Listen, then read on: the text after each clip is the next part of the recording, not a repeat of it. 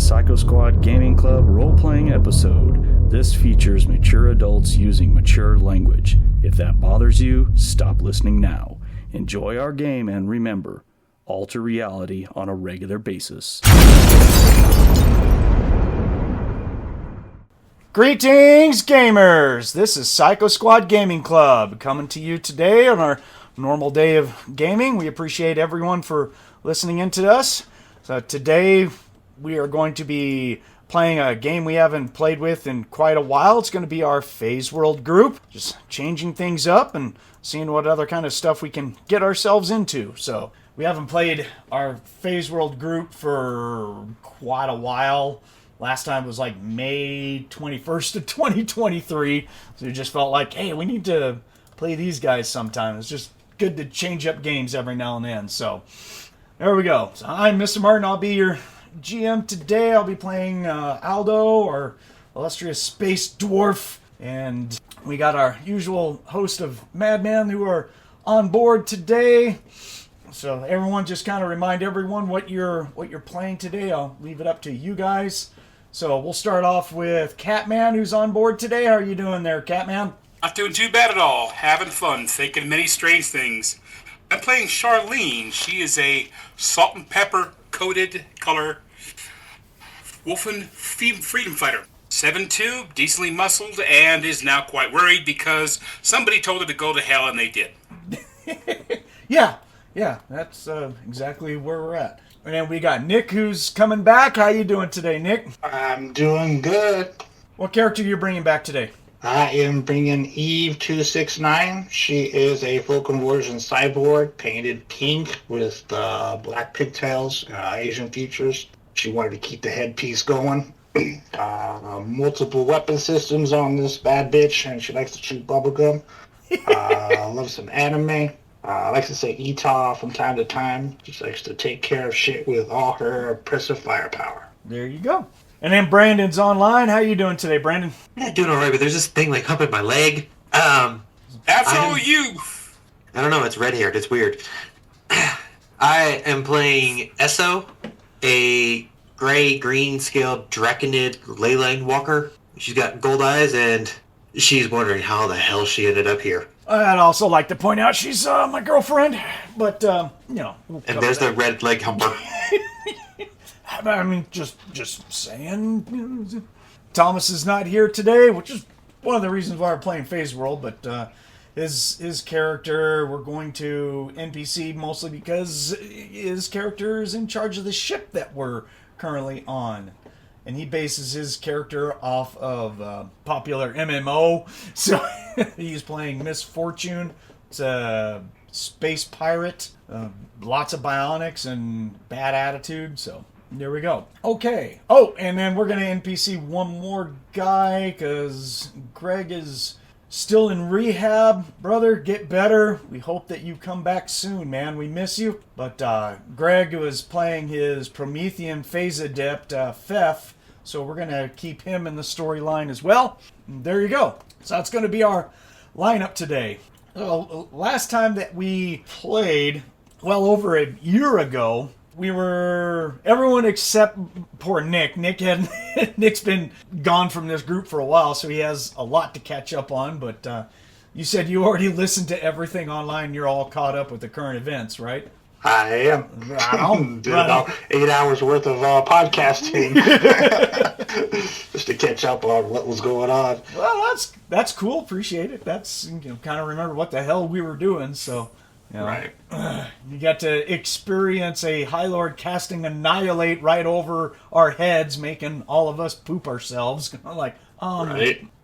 Greg's character thinking that he was a comic book character in cosplay. I thought was fucking hilarious. That's what happens when you double aught the lore roll. So when you critical flub the roll, yeah. Greg was making my head, but he played it well. So well, Greg always role plays well. I mean, he's really good at playing what the dice say. So he's just all like, damn. So yeah, he thought that whole interaction was a superhero comic book thing. So let's see. Knight Samantha showed up. bowed to the High Lord, and then they teleported out. You guys got back and talked to Argath. You guys met with Rob's character, who's a Oni Saburai. We hired him, but he's out, so we're not playing him today. And then, so we're basically just gonna swap Nick's character for Rob's character and just kind of blah. You know, I'm just gonna do a drop-in thing. Don't care. So, just makes it simple. Ta-da! He's gonna come walking out of a storage compartment in the ship, going, "What the hell happened?" Who turned my ass off? And why are we in Hades? What happened? We took a wrong turn at Albuquerque. What do you want? In space. Smacked bubblegum angrily. It's like... Bullshit. Right. I knew I should have made that left turn Alpha Centauri. So then we are told that we're going to take the ship to a rally point with a force of CCW ships. Charlene and a CAF supply officer get it on in his shuttle. Oh, okay. There's that. Yeah, she was wanting that because she hadn't got laid in a while. He was handsome, and she actually rolled so well that he decided he was going to slip her a few extra things of equipment before he went back to his ship, and then we got transferred to hell. So I do not know in character. I'm assuming he had the time before we got, because it happened before we got into battle. That's why she took the chance. It was before battle. It's like, if I die tomorrow, at least I got late night. I feel good. There you go. And then we joined a battle where a demon star was assaulting Phase World itself, and it created rifts as a defense shield, and we were affected. Basically sucked into a rift. And then we crash landed in what we believe, everyone made the rolls and stuff, so we believe that we are in Hades itself, and we crashed in an area that we believe is probably the Desert of Tot. And the ship's messed up. We don't know how messed up it is. We just know that we can't see more than a couple of miles due to the desert scenery and the constant storms and everything that's going on. I posted just kind of like a little artwork picture in the Phase World just to, give a little depiction so everyone can be like, yeah, that looks like hell on Earth. Good job. I'm glad we landed here. So that's pretty much where we're at. We've started the Minion War, and we've been affected by the Minion War to the point that we're all somehow in Hades right now. We get for following a strange planet home. Yeah, never follow a demon planet. That's probably not a good idea. Yeah. So much for come to the dark side. We have cookies. Right.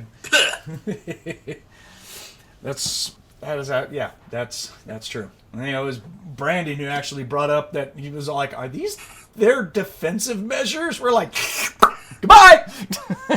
Yes. That's in the case of okay, yay. Yeah, defensive wormholes. That's fun. Yeah. Well, it worked, right? Yeah. Far better than anybody thought. Take our problem and put it over there. Yeah, shit. Right. Now we got another group that we heard legends about regarding in some universe far, far away. It's like, we need to ship one of these demon things over there. Let that whatever alien race screw with him that exists outside of the force. Here, fuck with his planet. I'll put my money on the planet. Yeah. That'd be a fight, though. I'm willing to think. I hear that. Okay, so we're on board the ship. We had people who left the ship last time and found out that if you are any sort of a Borg, you sink into the soft upper layers of the sand, like over a foot or so. So, yeah.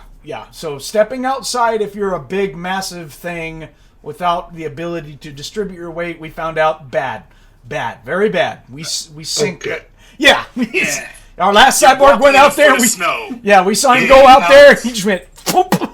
We're like, oh, that's bad. And then he got up and went back into the ship like, yeah, that's good. I'll stay on the ship. So, Do we have pallets that we can strap to the feet of the Borg?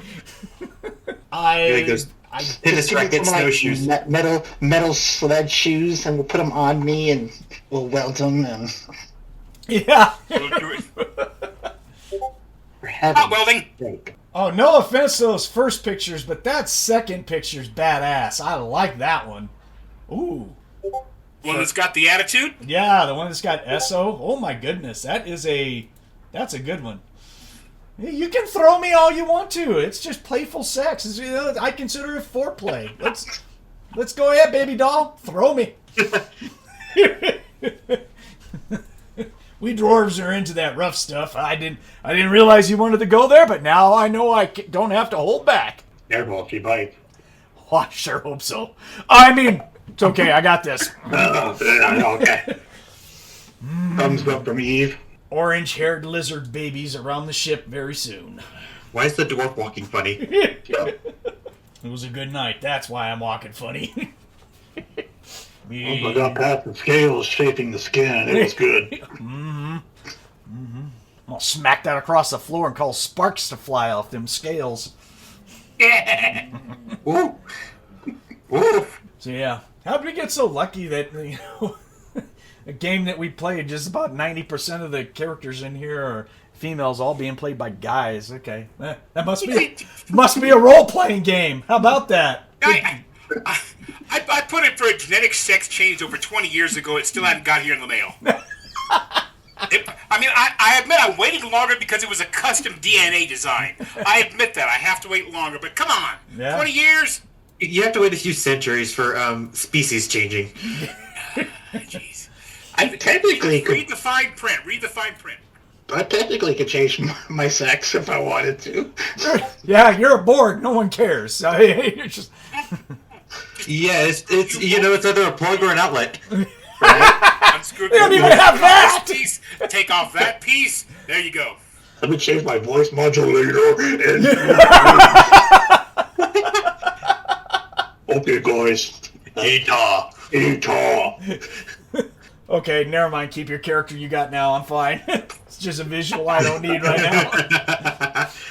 With the anime board picture that you put up of your character, and all of a sudden this voice goes, "Hey, how you doing?" Be like, "All right, fine. Who's fucking with me? All right, come on, seriously, really? Yeah, right. Really? So, she pulls out a fucking cigar. Yeah."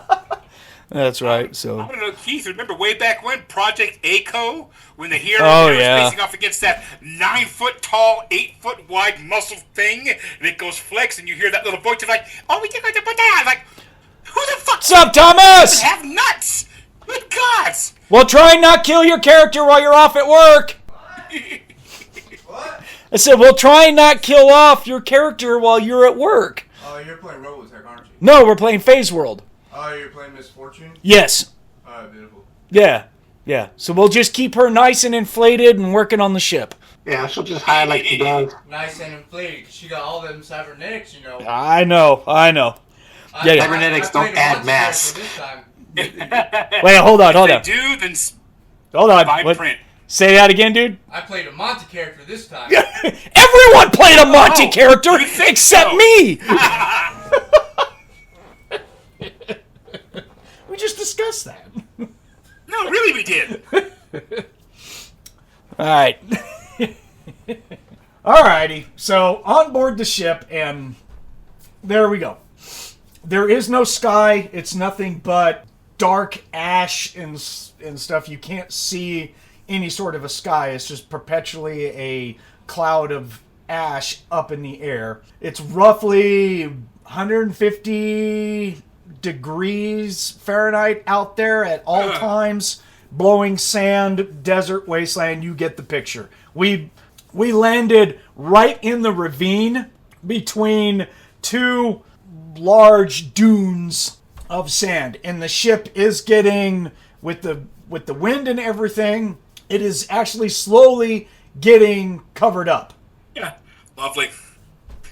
We need to have some way to find it again if we have to go out and explore a little bit. Thank God for environmental body armor. It's hot outside. Right, but the problem is, we don't have infinite battery storage for stuff, so... Yeah, it is a minor problem. Yes. So that being said, let's look at ship stuff. There we go. Nick, why don't you be the first guy to roll some dice today? Give me a percentage skill check for Miss Fortune's read sensory equipment skill, please. She is basically staying in the cockpit trying to work on the ship and stuff, so. 88. Okay, so nothing's working. She has no power and she doesn't know why, so. Alright, she can't get anything started up. So the ship right now is dark. We have no power. So Good. Right. Yeah. Eve, you walk out of your room, you have to manually open up the door, and you're like, yeah.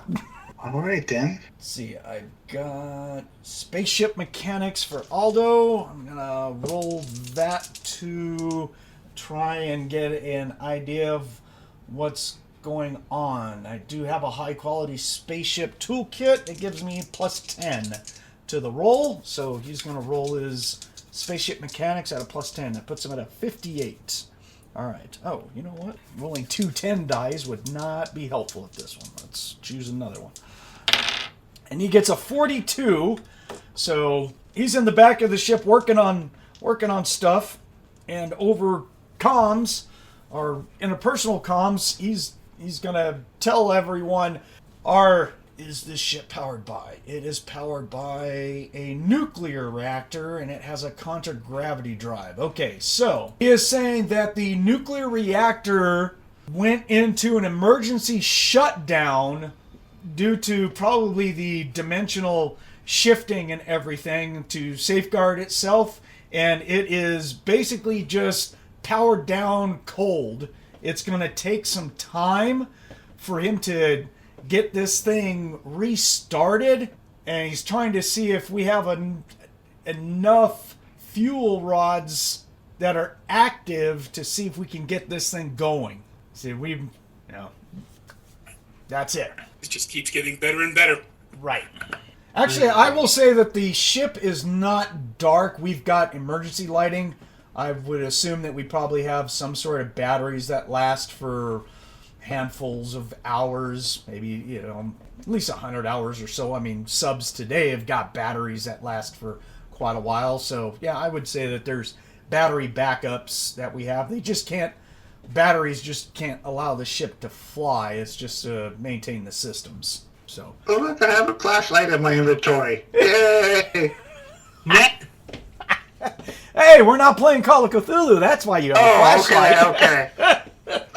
It's okay, I have a flashlight too. Sweet, Wow. Yay, people have equipment in this game. How about that? Yeah. Monte, did you bring your wheelchair for Charlene? On the other ship, darn it all. Oh, damn it. The maglev. Okay, so here we are stranded on this ship. We got some power. He'll get the batteries going. All that good stuff. The shields are inoperative. No thrusters on the ship because all that is tied in with the main drive. So we basically got to get the main drive going. It's going to take Aldo some time, unless I don't know if anyone else has like spaceship mechanics, or does anyone else have any skills that could help? I've got electrical engineer. Oh, there you go. Oh, Fefh has got. Basic mechanics, basic electronics, general repair, read sensory. Okay. Yeah, that's about it for me. Okay. Oh, Fefh has got electrical engineering, mechanical engineering. Oh, that helps.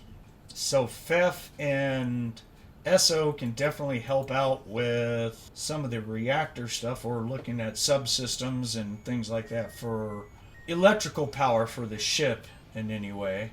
Cool. Let me look. I don't know if electrical engineer allows you to really go through nuclear power. That's what's Build electrical equipment, security, blah, blah, blah. No, it does not. It's just basically electrical generation, wiring, surveillance, stuff like that. But, I mean, it's for helping to fix stuff. There's a separate skill for electricity generation, but again, that's batteries and stuff like that. Okay. Alrighty. Is there a port hatch that leads to the top of the ship? I don't know, is the short answer. Right. I would think that there maybe should be. I know that there's a hatch somewhere where we went out of. I think it's a side hatch. Yeah, there's a side hatch. Right, but if it's powered, will it open? Because I don't want to ruin it by pulling it out. No, we already went out of it once, yes. And because we have battery power, so yes. Okay, I would like to go to the top of the ship with my railgun. More of like scouting, keeping out Overwatch. I will use my eyesight, my telescopics, and my amplified hearing just to keep the lookout. Cool. Charlene will voice out if you're making it known you're going there. She says keep a lookout for other ships. We weren't the only one that got sucked in. She honestly thought she saw at least one or two that may have gotten pulled in with us. Hopefully, they're within view. Okie dokie. Yeah.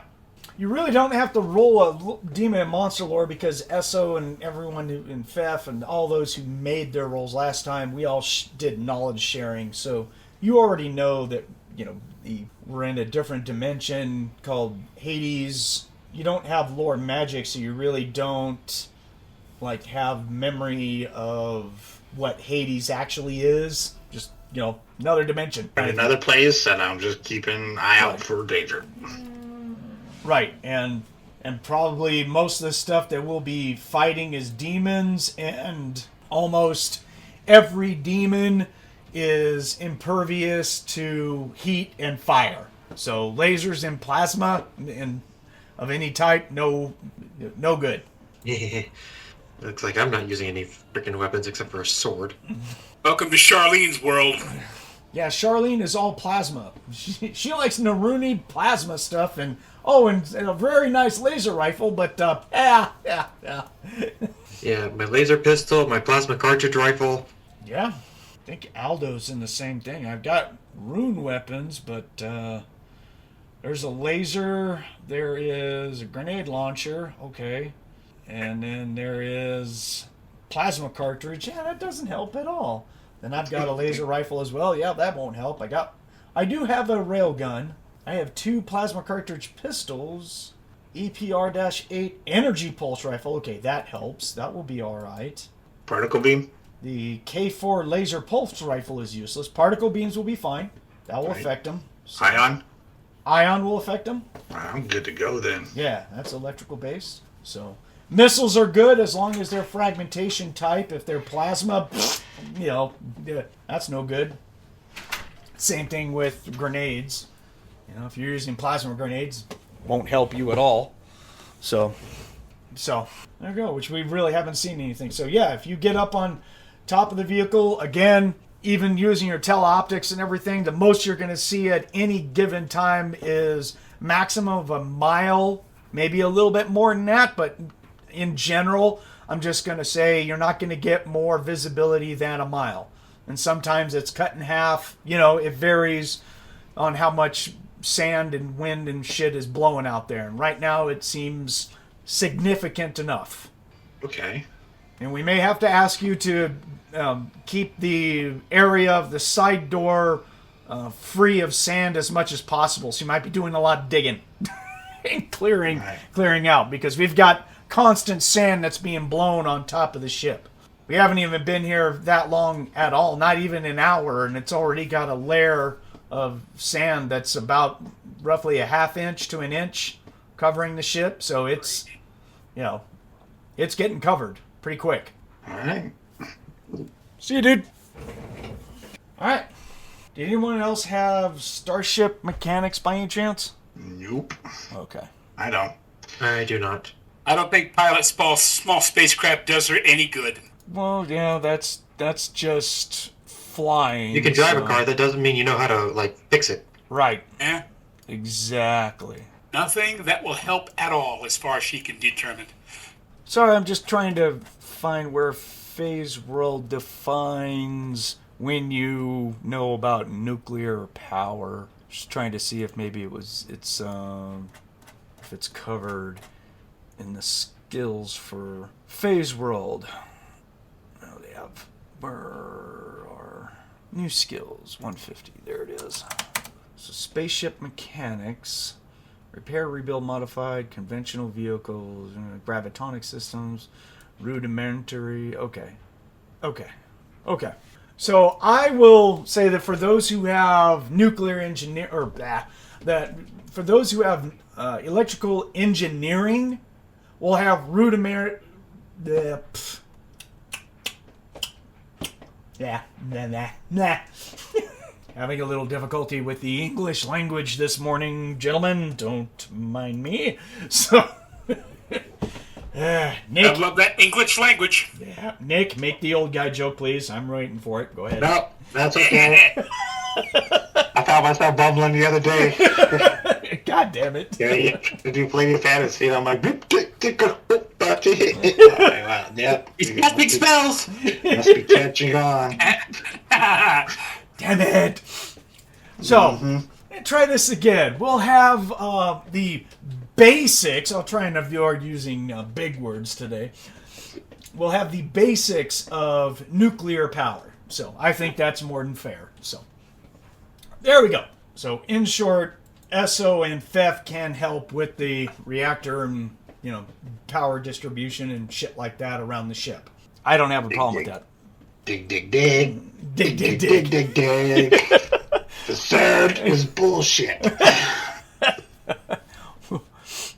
And of course, you have a onboard radar. Yeah. I have let's see. I have the short range and then the radar detector. Okay. Oh yeah. You have a short range radar. Okay, and then you have a system that detects active radar that goes off. Okay. Right. So your radar is having fits every now and then that it's coming up with large debris that's getting blown around up above the sand dunes. You probably have a good 150 feet above you because, like I said, you're in this ravine. So you've got a good 150 feet tall sand dunes to each side of the ship, and above that, rocks, branches, whatever you can identify is messing with your radar system. You're just like, this could be annoying. Yeah, that's very annoying. Yeah.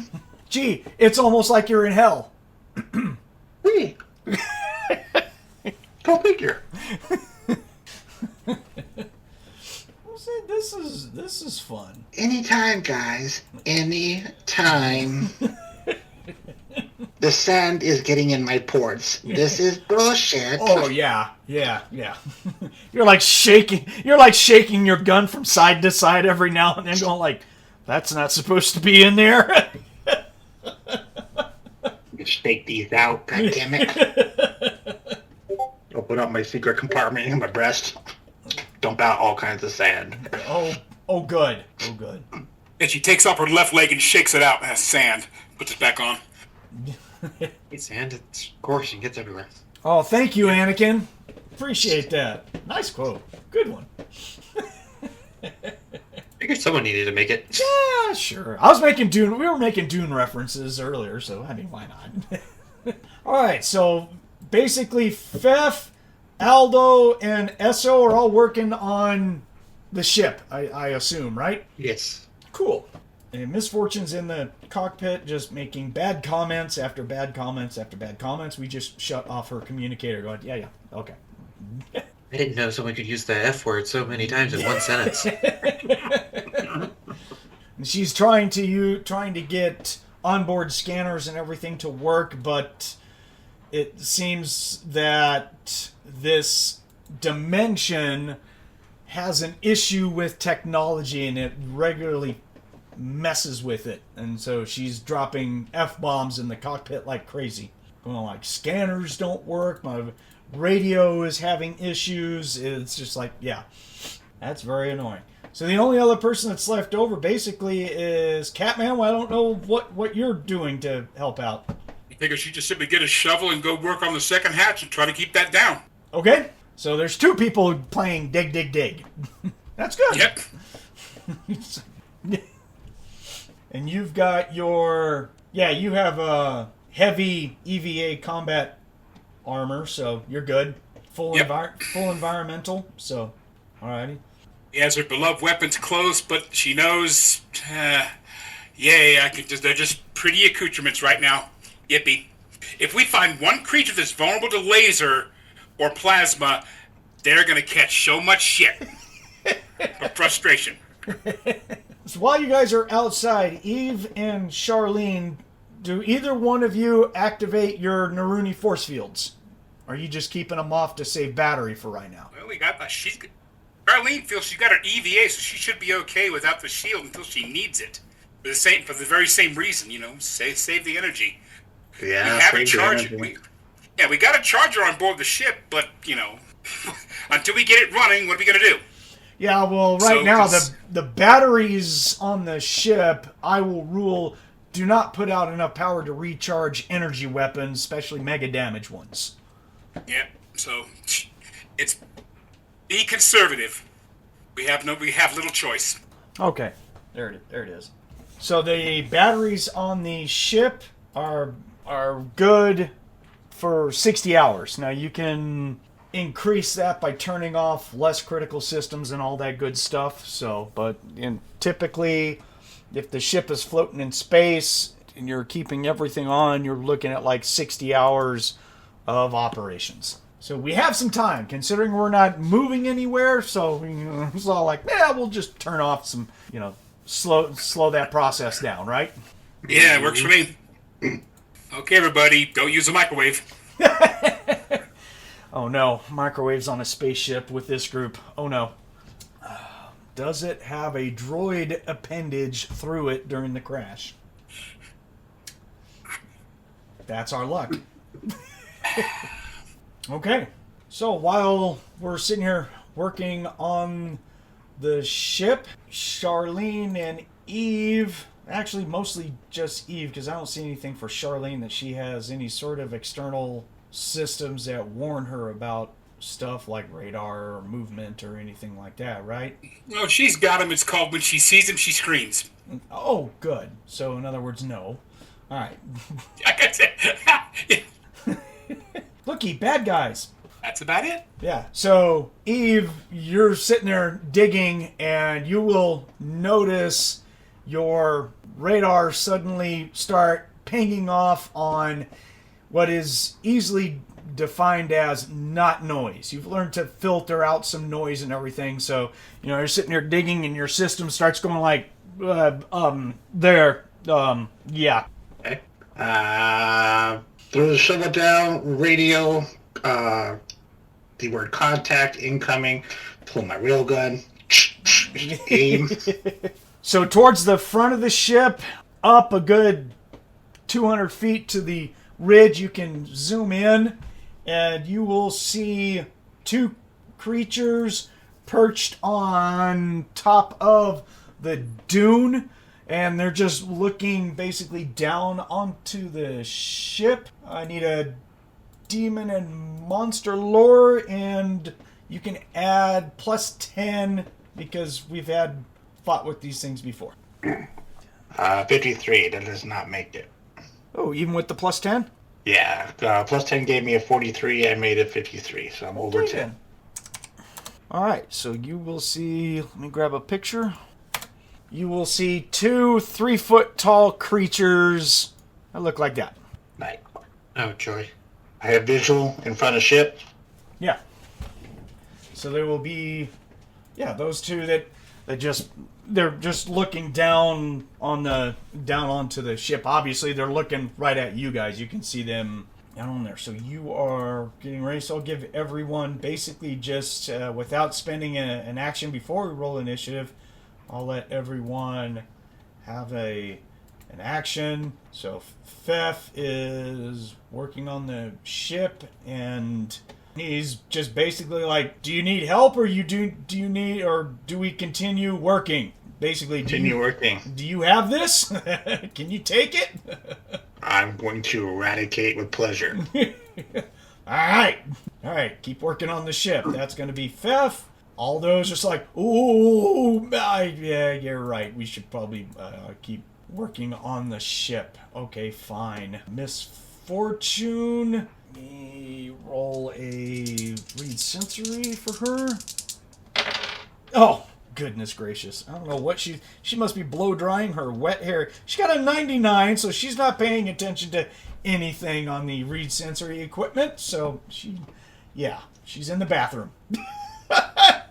Wait. Test out the controls when she brought out the Swiffer. Yeah. She's like, wait, what? What's going on? Oh, okay. She's like, hold on, wait a minute. Flush. We're like, oh my God. Seriously?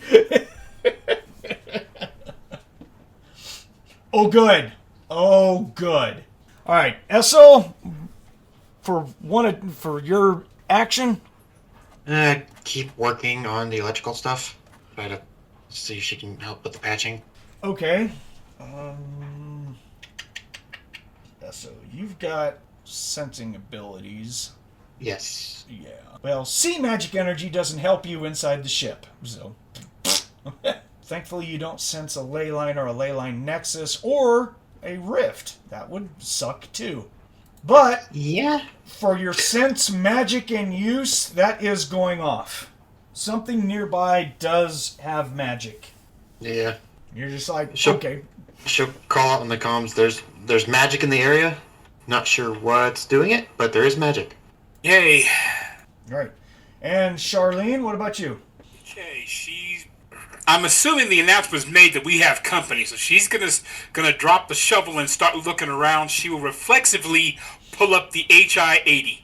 Okay, yeah, it's no perception roll to see what Eve is pointing at, and you'll see those two creatures up there. If you want to... I'm looking and I'm like, wait a minute, I don't think she has a perception check. I didn't say you needed it. Does not have one listed. Right, you don't need it anyways, is what I said. Yeah. My apologies, so... Yeah. I thought you said perception, so I'm like, okay, what's her perception? I'll happily make one if I have a number. So she looks where she was told to look at, and you said demon and monster lore. She looks at them and it's like, they're ugly, fuck you. Yeah, you don't have lore, demon, and monster. They're ugly, fuck you. Yeah. So you have no idea what they are, but so are you getting up on the ship? You're gonna move on top of the ship, or are you gonna stay on the side near the door? For the minute, stay on the side near the door. Okay. At least since it's open, we have to close it manually, so this may take a few seconds. Right. And Eve, you said you're readying your railgun, or what? Mm-hmm. Okay. You're like, you look like you have an issue. Excellent. All right. Well, let's get into initiatives then. These guys are going to start coming down, I'm sure. So let's just get that going. +2. Oh my goodness. I rolled a natural 20 for initiative, and it was not for a player character. Yeah.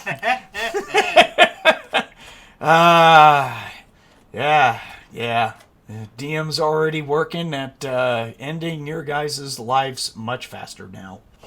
Wonderful. That's a 12. Let me see here. All right. Wow. Fefh has got a stupid initiative. So, all right. Nick, roll me a d20 plus 10 for initiative for Fefh. Gods! Yeah. 12 plus 10 is 22. Okay, remind me about that. Just keep that number. Monte, make me a d20 plus 5 for initiative for misfortune. And then I will go do 9. Aldo. And when I'm done with him, what is his? Oh, he only has a +1 initiative. Oh, that's fantastic. Oh, good. Good. Aldo gets a 3 for initiative. This is looking good. All right, Eve. What did you get for Eve? 27. All right. Gotta love Borgs and their initiative bonuses. Mm-hmm. They're awesome. Plus 11 gives me boner every time. Oh, yeah, dude. And Fefh? Fefh got the 22. Right on. And Misfortune? Misfortune, 9. 9. Okay. And Charlene? Okay, not too bad. 19. 15 plus 4. Okay. And Esso? 18. 18. Excellent. Okay, so attack 1 of round 1. So first are the little guys. They got a natural 20 for their initiative. Apparently these little bastards want to go first. So they're at the top of the dune looking down, you guys. All they've got is their claws. They're not holding anything. So... Okay, so these two guys are both gonna flap their wings and glide down to the top of the ship. Go, both of them spending an action, so they're basically going to move. They're gonna glide down to the top of the ship, and when they hit the top of the ship, they both kind of make these gestures with their bodies, like they're stretching, and they turn like this dull gray all of a sudden, like they just turned to stone. Oh, fun. So we're on top of the ship, and that's what those two do. And they changed their wardrobe just for all of us. How nice. Right. Those guys spend an action. They're going to be up there. Okay. And Eve, you will be tracking, because of your systems, you're going to be tracking 2 more things about 200 feet in the air, flying down on top of you. So you'll see 2 more of those creatures that are basically just flying in little circles, like they're just reconnaissance, like they're just kind of looking down and going, what the hell's going on, kind of thing. So you have 4 targets now. 2 of them that are on the ship, 2 of them that are actively up in the air about 200 or so feet. Okay? All right, that'll be it for them. So Eve, you are up first. Do I know what that ability is? Did anyone tell me, per se, what these guys might be, what that is? No, you missed your demon and monster lore. And no one else has really seen them yet, so... The only one that has is she hasn't. They're ugly. I don't know Right. what the fuck they are. Yeah, right. I'll call out as a free action. It looks like they're turning to stone.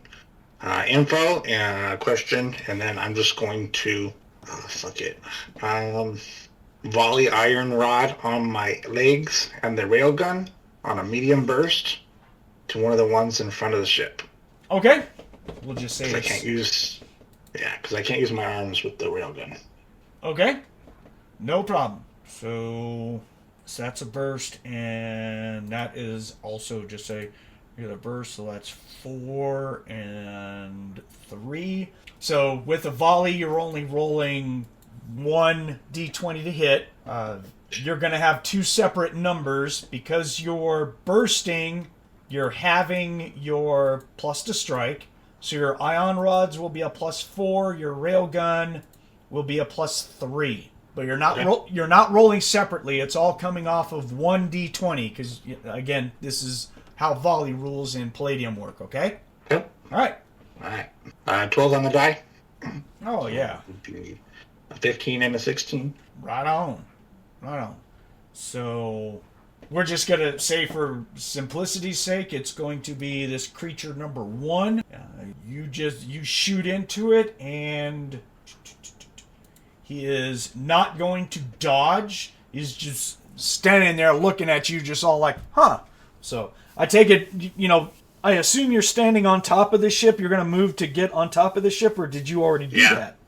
I want to do so I have straight line shot to them. So. Got it. So you're on top of the ship, squaring off against them, basically. Mm-hmm. Yes. Okay.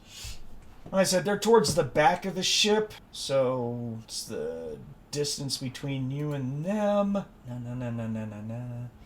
Let's see, the length of this ship, so basically a third of that. So you guys are going to be roughly about 100 feet apart. Cool. Okay? So you're going to be at half of the ship, and they're towards the back. So yeah, so roughly about 100 feet. Okay?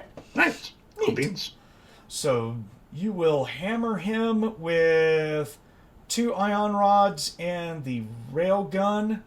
So, okay. So, and it's a medium burst, so it's times 3. So it's 8d6 times 3 plus your railgun damage. 1d4 times 10, right? Yeah. There you go. Yeah, because all your shots hit. He did not dodge. All right. Go for it.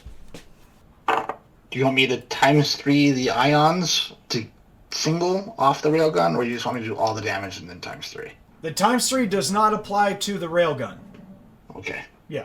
So the times 3 for the automatic fire is only for your ion guns. That's why I was saying 8d6 times 3, and then you add 1d4 times 10. Cool. Total of 109. Woohoo! Okay, you will shoot all this impressive energy into that little guy. You're going to see just an impressive amount of pockmark damage just appear all over his body. It looks as if you are hitting like stone. You see all these pockmarks and chips and shit like that just flying off of him.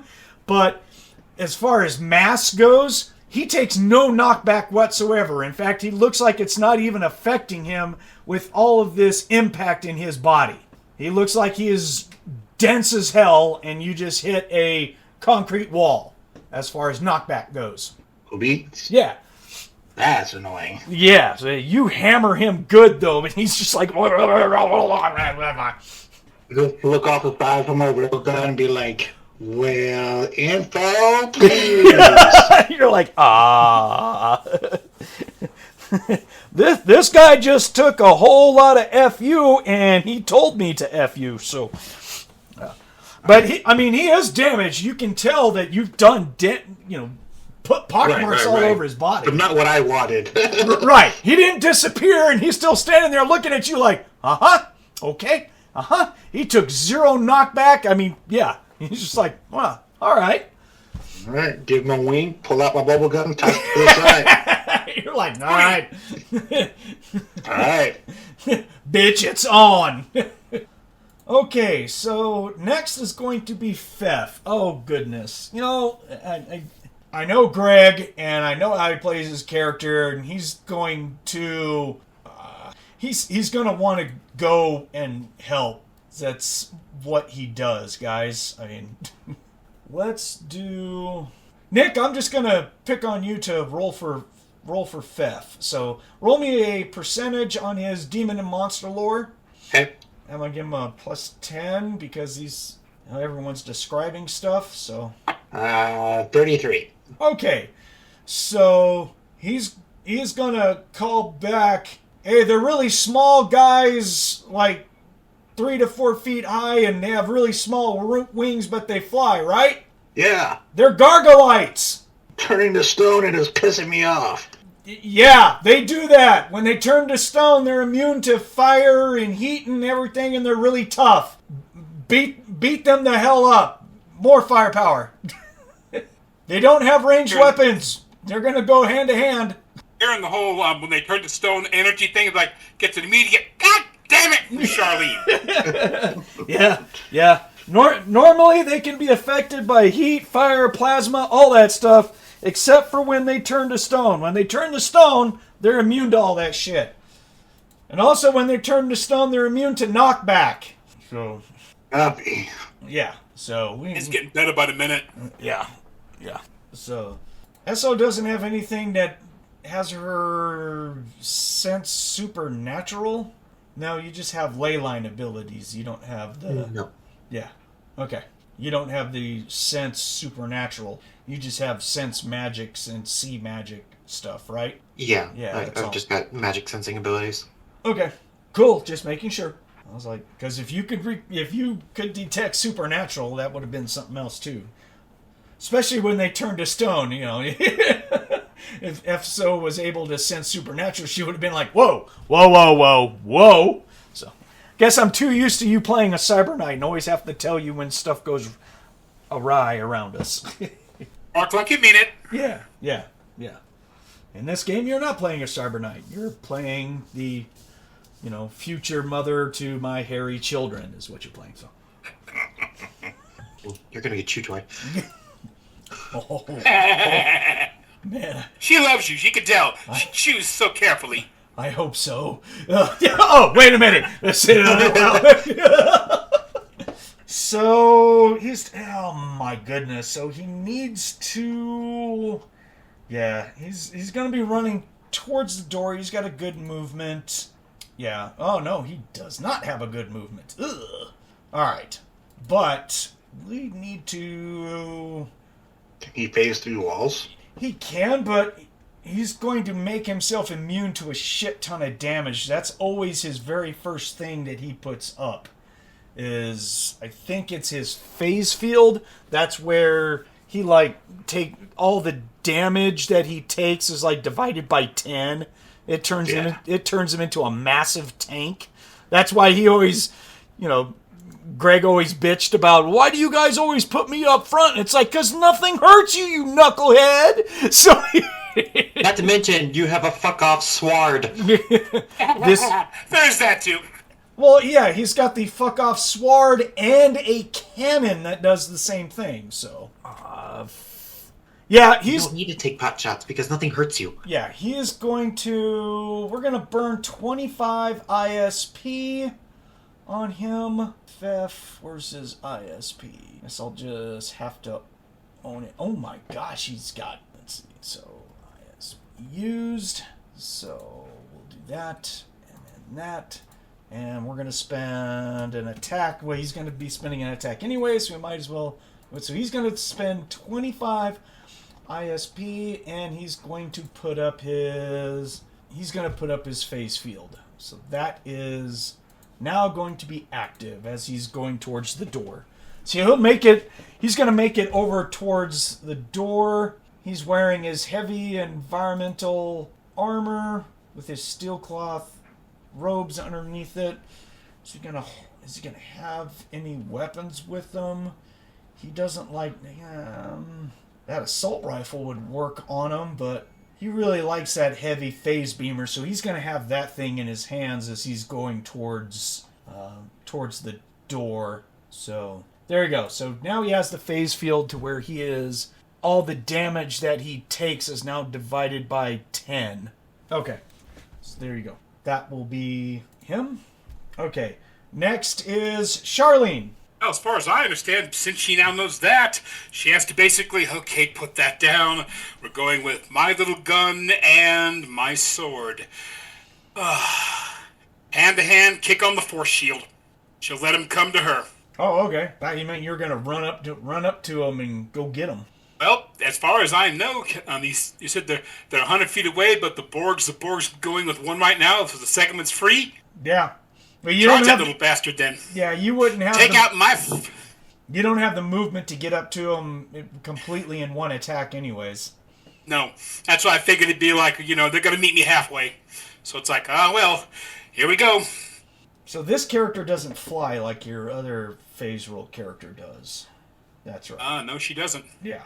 And I figured it takes her attacks to switch weapons. She has no choice and put on the field. So all she can do then is close some distance, and that's it, as far as I gather. What weapon are you switching over to? She's got her Kobold sword in her good hand. In her opposite hand, she has her web gun. That's all she has that can affect him, but it can at least immobilize him. Oh, man. Oh, that damn web gun. Yeah, that thing's funny as hell. I saved her asses several times. Hell, she shot that big-ass demon in the face with it. Yeah. It's 4 times. What are you doing? I'm delaying it! I'm drawing aggro! Good. Pull a red. We're gonna zone. So it's what else can I do? Nothing. Okay, so you run up there and you change weapons and do all that. Good enough. I got no problem with that. That's cool. Esso, your turn. Shit. She's probably going to stop what she's doing and like get her head out the door, try to get a look at everything that's going on. Stop working on the control panel because it's still fritzing. And where's my spells? You already had demon and monster lore, so I mean it's pretty much a given. You guys have dealt with Gargolites before, so your character knows all about Gargolites. The lesser demons. So you know that you can affect them with just about any sort of weaponry until they use their special ability of turn to stone. Now, they become much slower when they turn to stone, but it makes them really tough. They gain MDC and they gain damage with their punches and kicks and stuff like that. And they can fly, but they're very slow at flying. Flighting? Good job, Keith. Whew. Yeah, I think for now she's just going to cast what's it called? Armor of Vithin. Okay. Cool. Oh, real quick. I'm sorry, I forgot to say something to Monte. When you turn on your shield sputs and spatters and acts up, and you see the battery for the magazine drain about 3 times as fast. So you don't know how effective it is in combat, but it seems like it's having a hard time staying on enough to deflect all the damage. You may think that it's kind of working at a significant effectiveness. I didn't get that. Say again? I think you had this chicken outfit. Yeah, so you're just like, It's like, oh crap. okay, great. Great. Can anything else go on? Oh.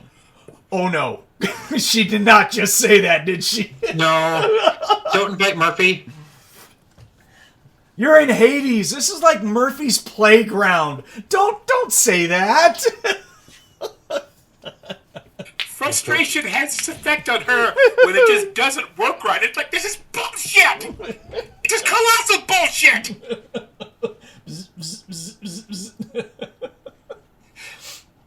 Alright, SO, so you're going to cast a 1-action spell and gain basically 30 MDC magical shield around you, right? Correct. Cool. And you're going outside? Or are you going just to the door and staying there? Or where are you? I'm at the door looking out. Okay. Yeah, you will automatically... you'll be able to see the 2 gargoyles that have turned to stone that are at the back of the vehicle, and you'll also see 2 of them flying overhead as well. Here we go again. Yeah. Really? Cool. And then Miss Fortune is next, but she's just getting out of the bathroom and running towards the cockpit and going, what the... She really doesn't have... Yeah, there's nothing for her to... Well, she can't shoot at anything, so she's just in there making the obvious good comments of like, get them off the fucking ship! You're like, thanks.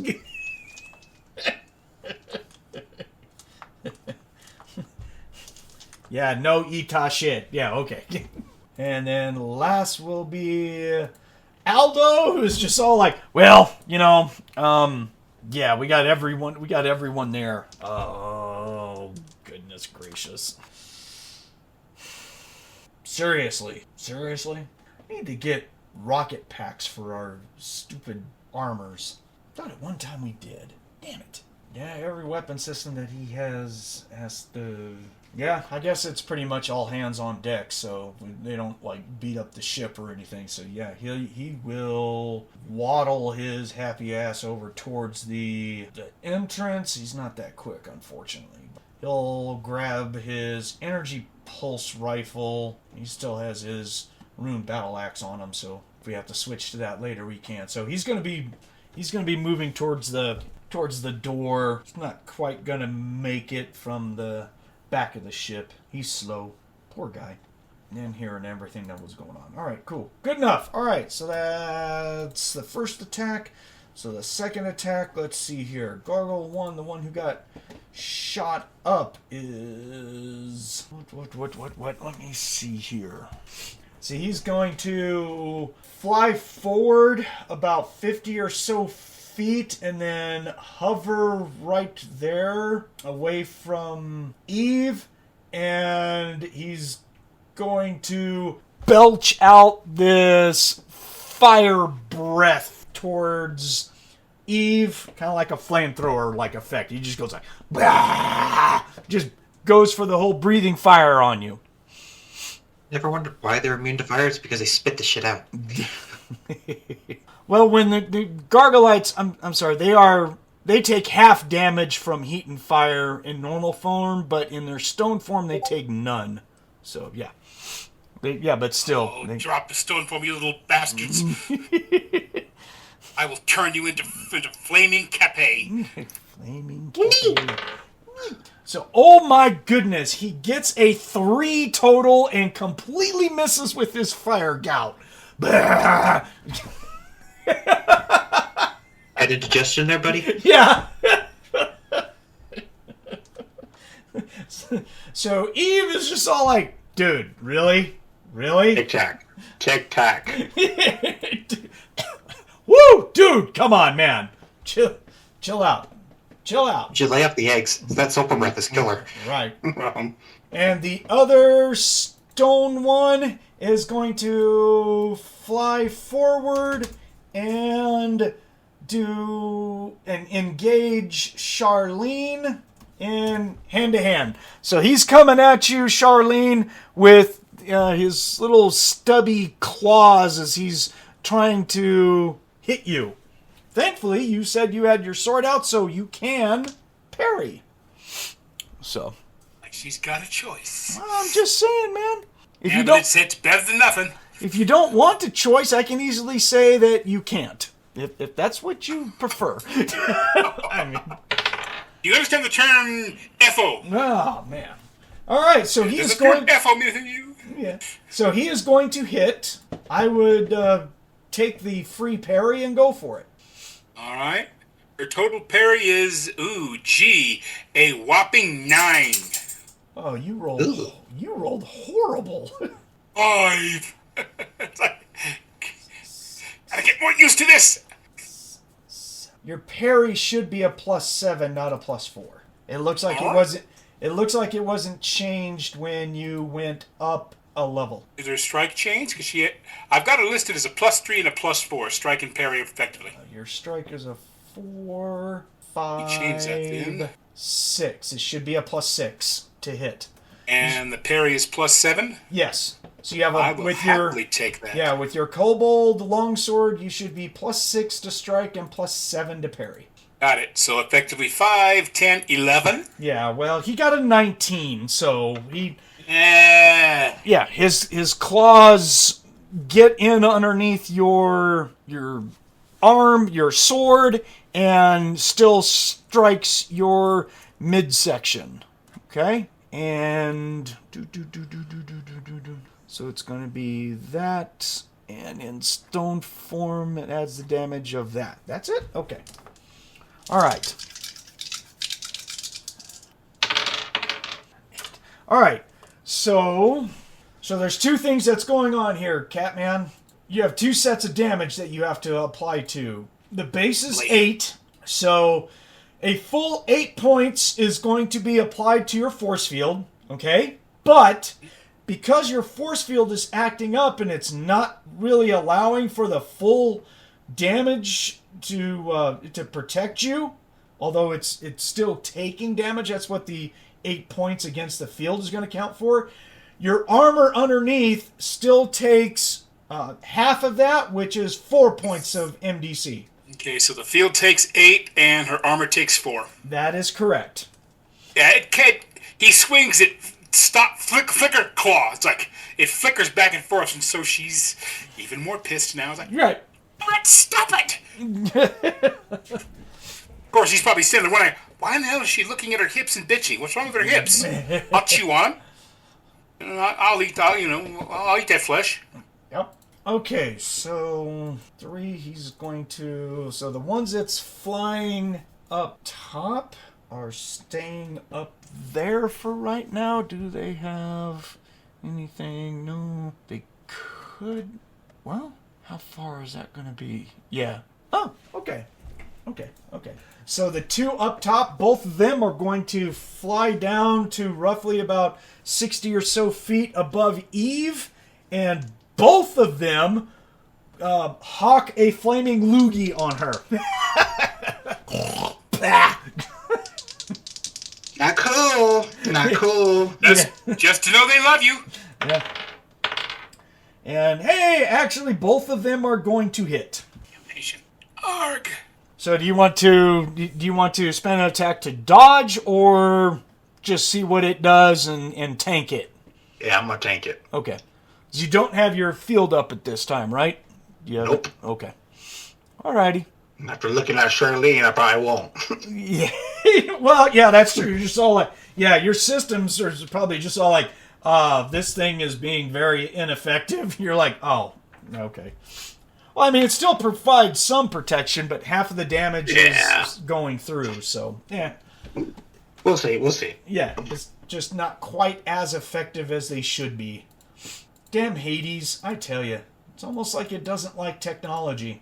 What a load of crap. I'm gonna find the deity who did this and I'm gonna kick him in the balls with a cosmic hammer. Well, there's a whole lot of them. They're called demon lords, and there's a bunch of them in Hades. So just, yeah, I invite you to go find one and pick on him. Yeah, have fun. First, we gotta find the cosmic hammer. Oh, there's conditions to this, is there? Gotta be a really big one. Something that'll really hurt. Like Stormbringer on steroids that is choking as guardian horse. Stormbringer. Okay, so 12, 16, 30, 32 mega damage of flame. Okay. Foosh. Okay. Fawoosh. All right. And that will be it for them. So, Eve, it is now your turn again. Smirk at the one in front of me who just flamed forward. I'm going to raise my railgun towards him, and then last second swing up and do a volley at one of the ones flying at me. Okay. Both iron rods and the railgun. Okay. Going after one of the guys who is doesn't have the turn to stone effect on him yet, right? Yeah. Okay. All right. Roll me a single d20, adding 4 and 3 to that number. All right. 13 on the die. You said 4 and 3? Yep. So 17 and 16? Okay, you get to roll damage. They haven't increased AR because of their flying, but you compensated for it, so you're going to hit number 3, just for your information. Okay. All right, roll me some damage. Woo, I love Borgs. Borgs are so much fun. Right, bark. Bark. I didn't know we brought Jay in on this one too. God, she's everywhere. Okay. You not escape. So 30 from the railgun. Ooh, that sounds painful. 18 times 3. Oops. 29 times 3. So it's 30 equals 117 mega damage. All right. Oh yeah. So your railgun rounds and your ion beams just go burning into their scaly skin, and you will actually see the equivalent of like some purple blood leaking out of various holes in his body. He's like, uh-oh, wow. You're like, I found the meaty bits, bitch. Mm-hmm. Woohoo! Oh, yeah.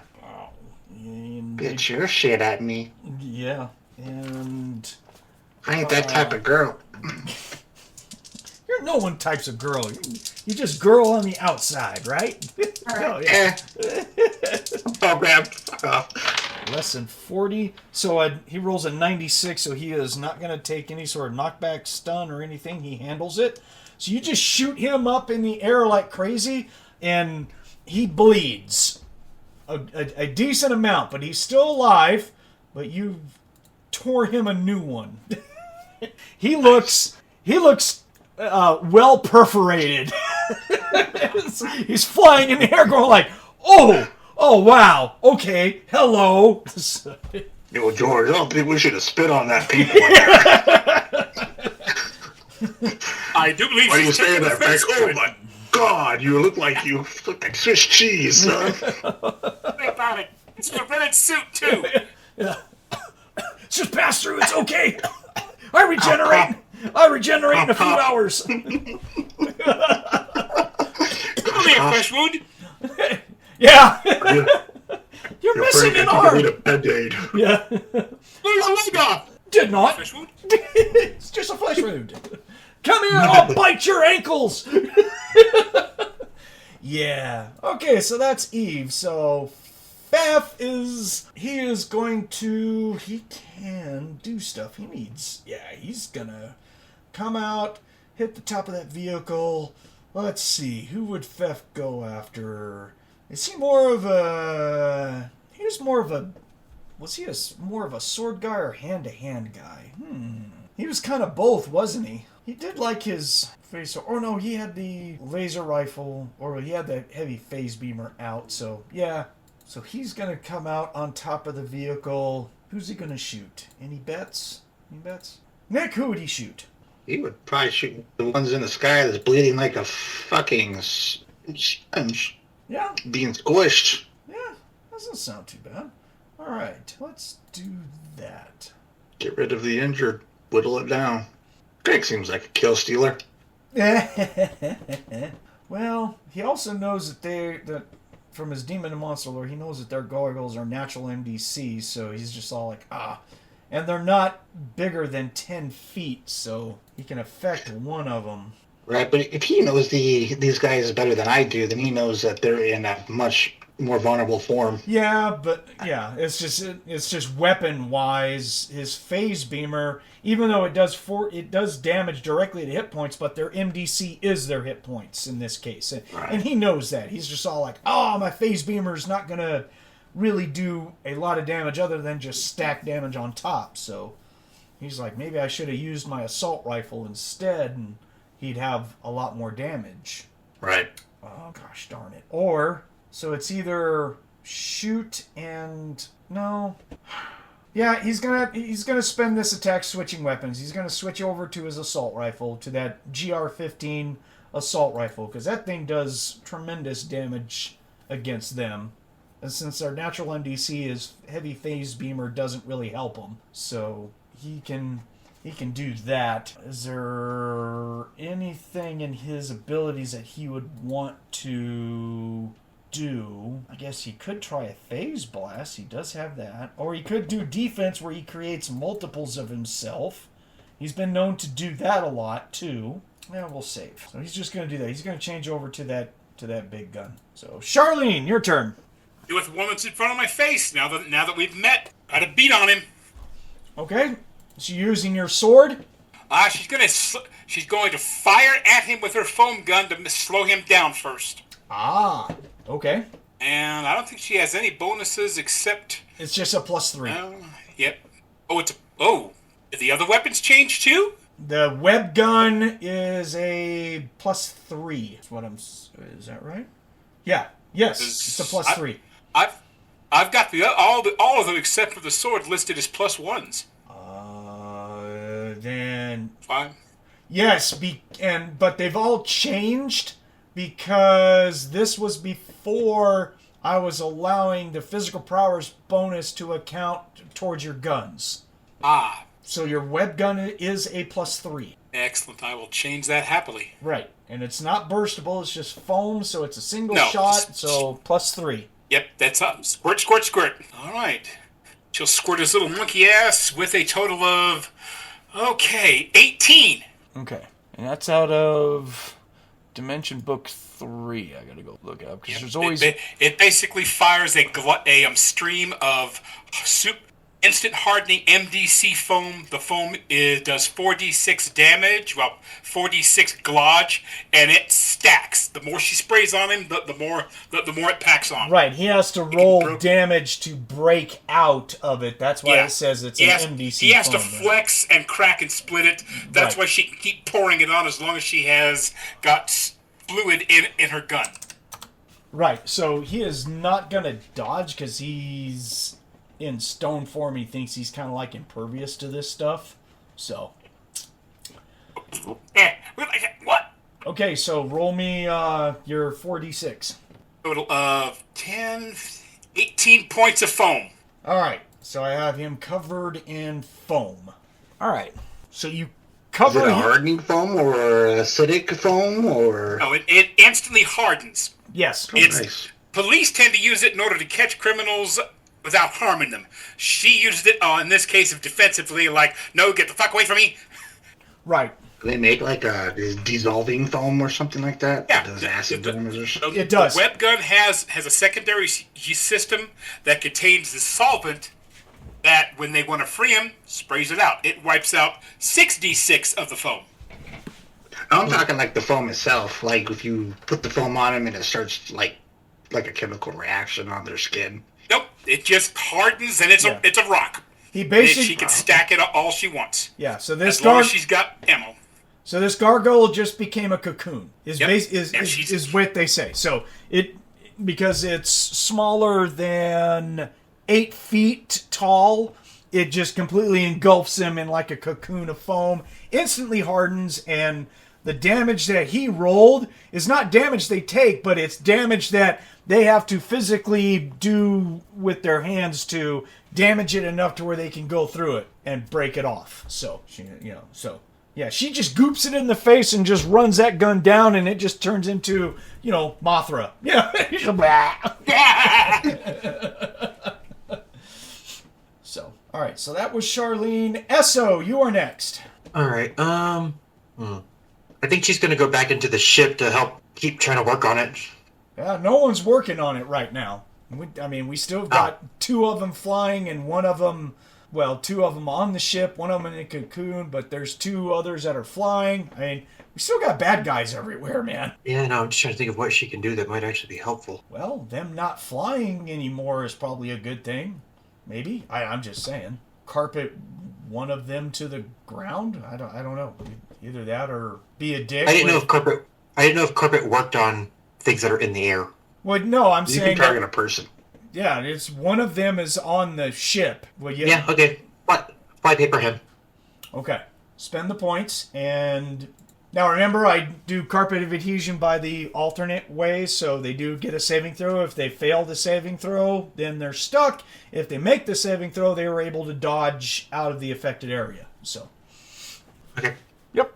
Let's see. Do I have a modified spell? Save. Oh, do you have a spell strength? You do not yet. You're only your 3rd level. It doesn't say that you have a spell strength. So. Yeah, I don't think I do. So. Yep, I don't see one, so we'll just go with that. And what do these guys have for... Do they even have a saving throw? Oh, yes, they do. There it is. So they have a +3, so it's versus spells. So they need to get over... He needs to get over a 12. All right, so a d20 +3. And he gets a 7, which gives him a total of a 10. So you super flypaper, Gargolite number 1... Okay. He is stuck to the top of the ship right now. All right. So he's all like, he breathed fire, and he was all like, ha! And then all of a sudden he's like, what's this shit all over me? And shit. Why don't you just lay face down on that? Yeah. Lay down. Knock him over. Oh, wait, he's in stone form. You can't knock him over. Shit. But still. That's why I told him to do it. Just Yeah, do it there you himself. go. Just, Do it take to a nap. yourself. Do you have Lou's domination spell? Because Lou would tell him to lay down and, face plant him. But, I'm not that level yet. Plus, you're much nicer than Lou is, right? So. I don't think she'd be nicer to demons, gargoyles, and devils and all that kind. Yeah. All right. I'll get that. Excellent. So that was Esso, Misfortunes in the cockpit, not doing anything. Aldo will get to the door, able to look out. While he's running, he's going to turn on his heavy force field just because, and then realize that it's acting up too. He's all like, oh, what the frickety frack, man. By all that is Cosmic Forge, this is horse crap. Welcome to my world. Yeah. What the horse? Yeah. But he is going to... He won't be able to get on top of the vehicle. He's got just enough movement to get to the door to where he can see outside. So he is going to shoot his energy pulse rifle at the bleeding bastard up in the sky, because that looks like fun. Shoot that guy. So, I got your back, Tin Can! He's going to send up a bunch of purple energy beams at the Gargolite. He's going to be shooting a burst. Eat time, Dwarf Man. Yep, so I'm only +1 to hit because it's a burst. He's doing a 4-round burst out of that weapon. And he rolls an 18, so that's a 19 to hit. Does not dodge, so it takes 1d6 times 10 for the damage. Sweet. What do we get? 550. Woo-hoo-hoo! So, Gargolite number 3 takes a whole bunch of purple energy beams into his body. Some of them look like they pass through him. His left arm falls off.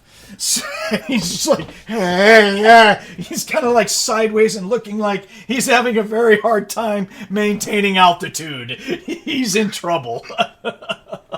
Frank, you're going to have to hold me up. More so than nothing. Only a flesh wound. Yeah.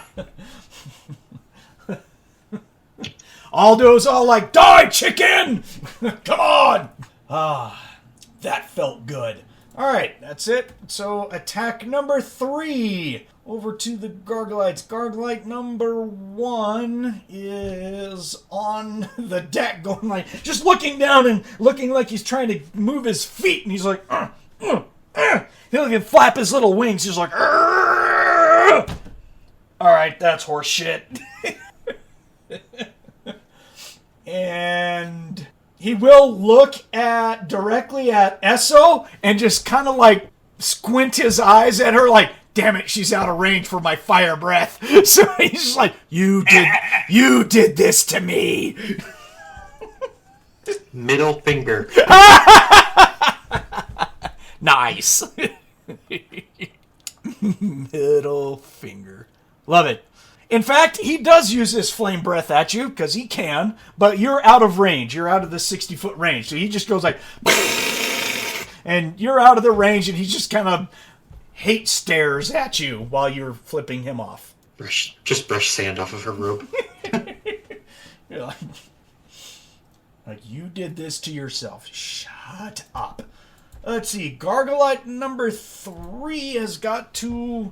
He's got to roll his damage to hit the foam. You mean 1? Is it 1? Thought 3 and 4 up top. Oh, it was... Gargolite 2 is covered in foam. Sorry. Oh, okay. Yeah. My bad. That's the one she met. She shot. Yep. The others are in the air. She didn't spot those. Otherwise, she just tried to tear them up too. Okay, so there's only 4 MDC left of the foam. So basically, tons of foam just explodes all around him as he like rips and shreds it with his claws. He's almost free of this foam. He is just taken down a shit ton of that foam. But keep doing it. Like I said, yeah, I know.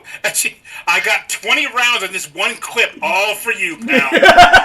You're gonna be a little gargle mountain. He still can't move. Just like, right. God damn it. God damn it. I said, it stacks.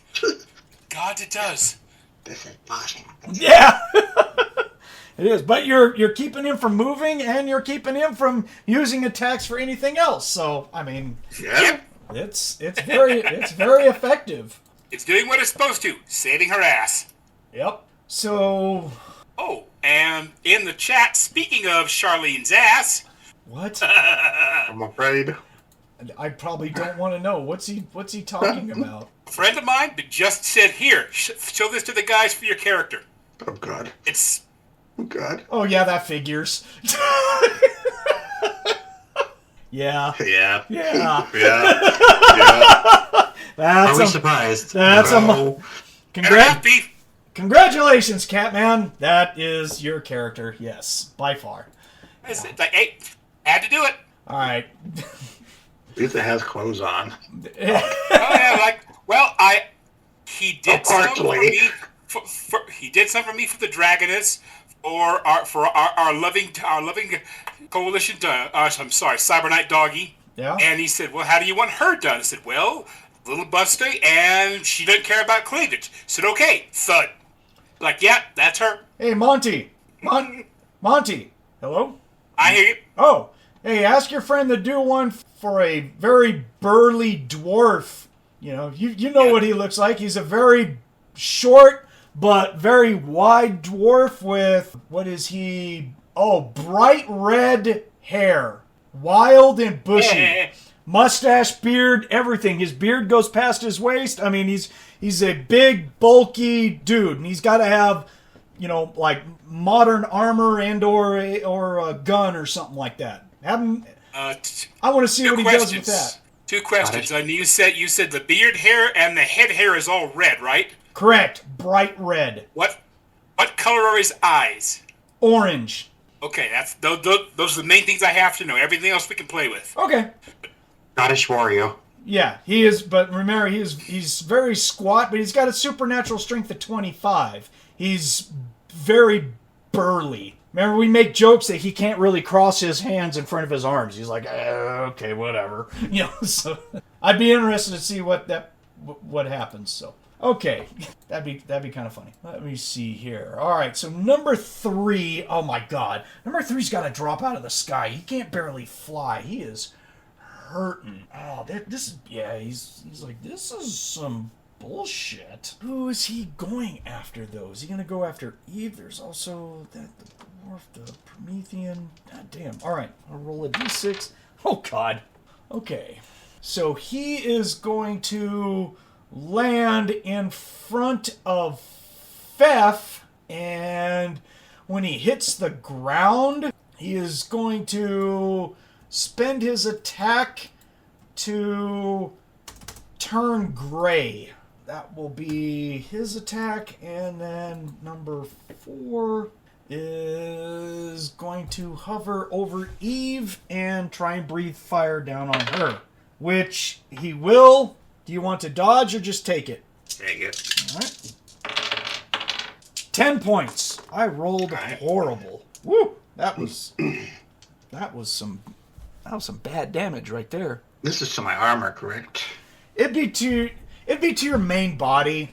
Because it's a big flamethrower type effect, you know, you could probably say that it goes against everything, but I don't want to turn into a record-keeping nightmare, so we'll just do it main body. We're not doing locational hits unless someone specifically targets a location.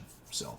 Okay. Yeah, because I have a number set for the cyborg armor, which is different than the main body.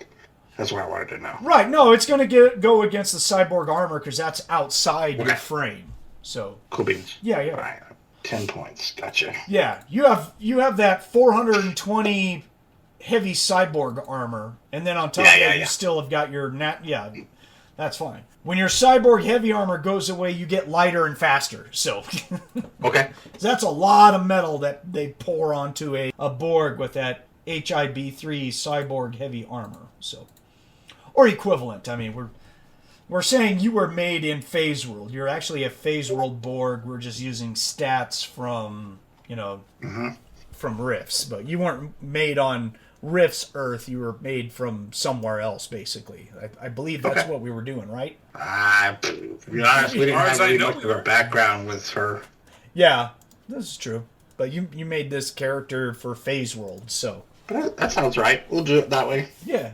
Whatever. I'll make a note. Yeah. I don't think we've ever done anything background with this character. Yeah, I don't have anything on her, really. So, yeah, gives you something to work on if you feel like it. Okay. So, cool. And that will be the last of the Gargolites. All right, so Eve, you are up next. Number 4, volley, iron rods in the... You're not going to finish off number 3? He went down to Fefh. Oh, yeah, okay. That's right. I'll let him take care of it. Okay. Besides, Aldo's down there too, so I mean, those two can take care of the rest of him. We have a fresh one sitting up there without stone. Yeah, he's still form, up. So. Yeah, he didn't turn to stone. He's still up in the air, breathing at you. So. You know what? Let's do a full burst. 2 attacks. Do you have the ammo for it? Is it 10? It's 10, right? We have 10 bursts for the railgun, because that number of shots just means the number of bursts. The external ion rods, yeah, 3, 5, or 10. Yeah, you will. If you do 2 attacks, you'll empty You'll empty both of those magazines for the ion rods. So, Yeah, for sure. Yeah. Yeah, because I only had 10 left on them. Yeah. So you're gonna burn 2 attacks. Yes. Okay. Now it doesn't give you any extra damage from the railgun. That's going to be standard, but you're looking for the extra damage for the more ammo and shooting at him for extra long with the ion rods. Mm-hmm. The times 4. Yes, sir. Yes, sir. All right, so the bonus to hit is still the same. It just takes 2 attacks. All right. Because you're concentrating automatic fire down on them. Let's do this bad boy. 15 on the die. Oh, nice. 19 and 18. Yep. You know, he saw his buddy get plastered. He is going to burn an attack to try and dodge. Because this looks bad. Let's see, he's got a +4 to dodge in flight. And that's it. They don't have any other bonuses, so it's a +4. All right, +4. So he rolled an 11, so it's a total of a 15. So he does not beat any of your numbers, and you hammer him anyways. Oh boy. All right. Okay. 3, so that's 30. 8d10 times 4. 86. Yep. And then 1d6 times 10. The number 10? Oh, it should be 86, right? And 1d4. Or did it go to?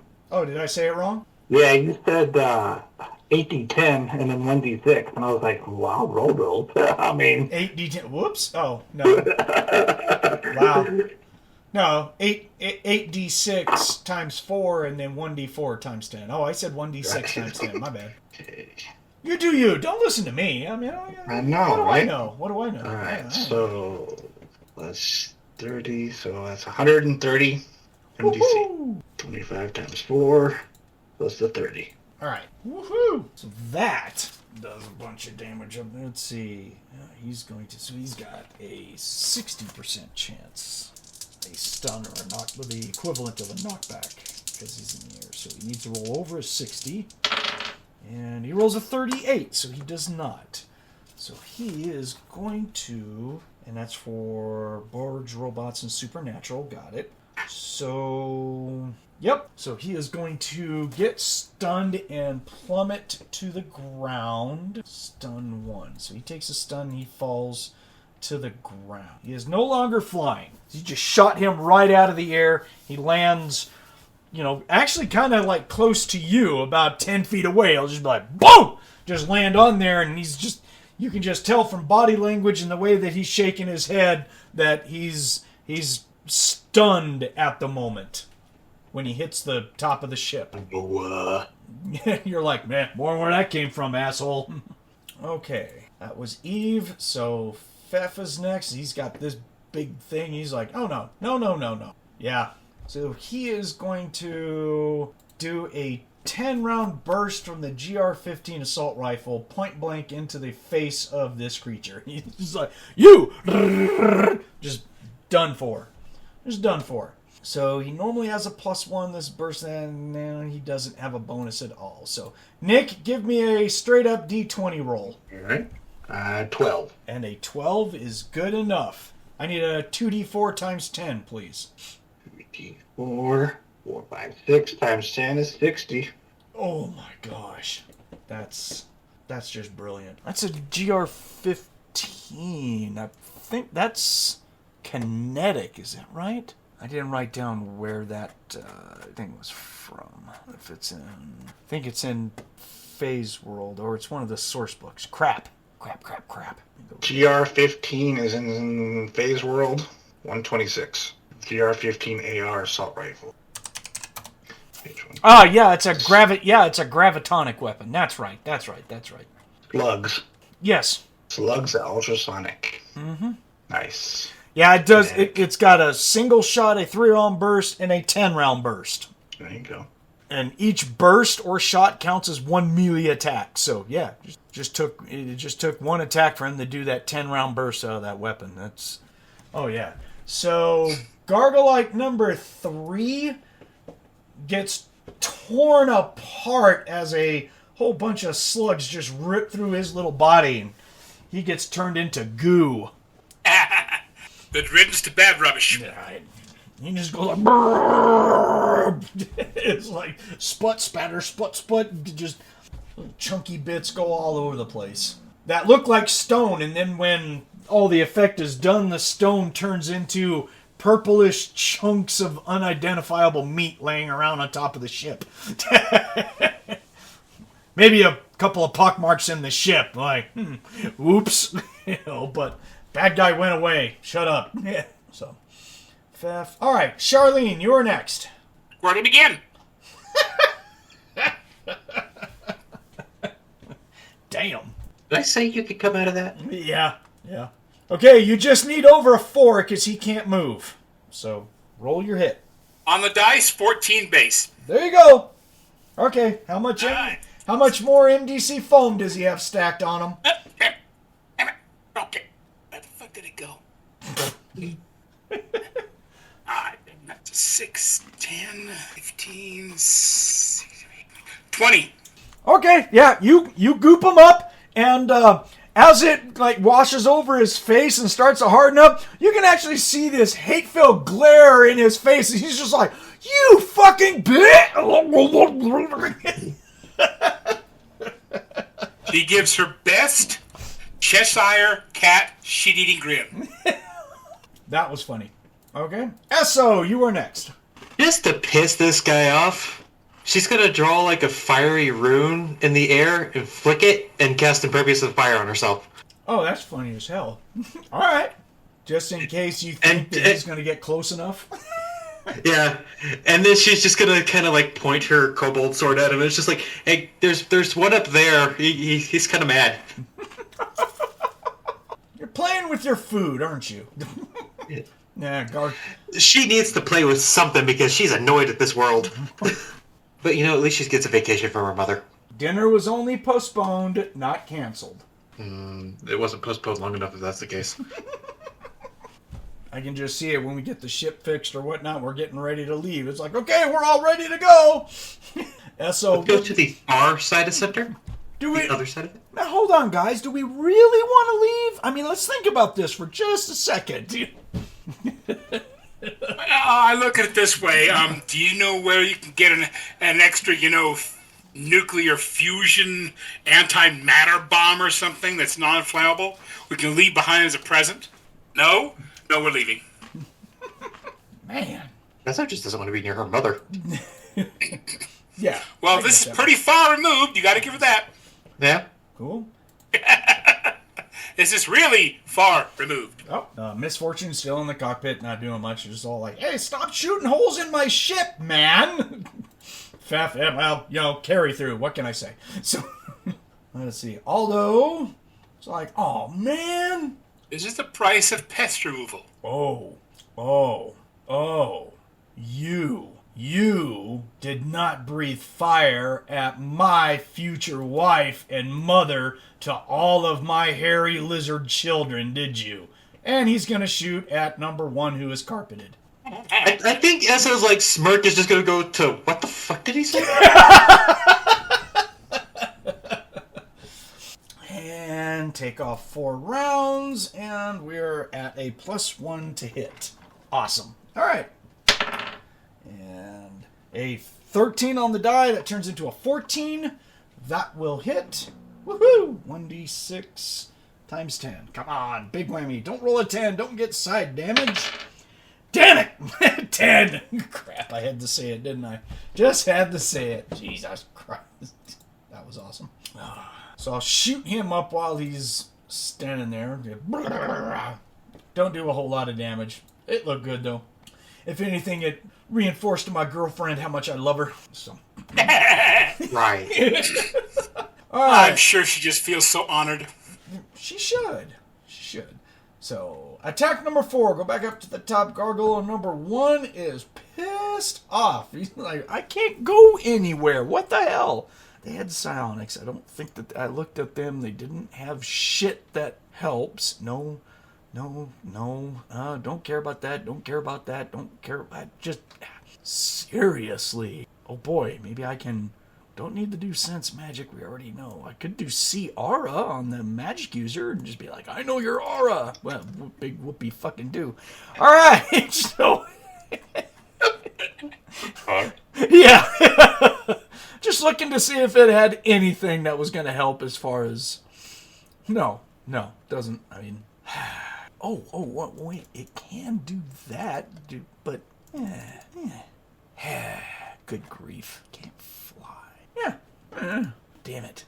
All right, let me look up that ability and go have some fun here.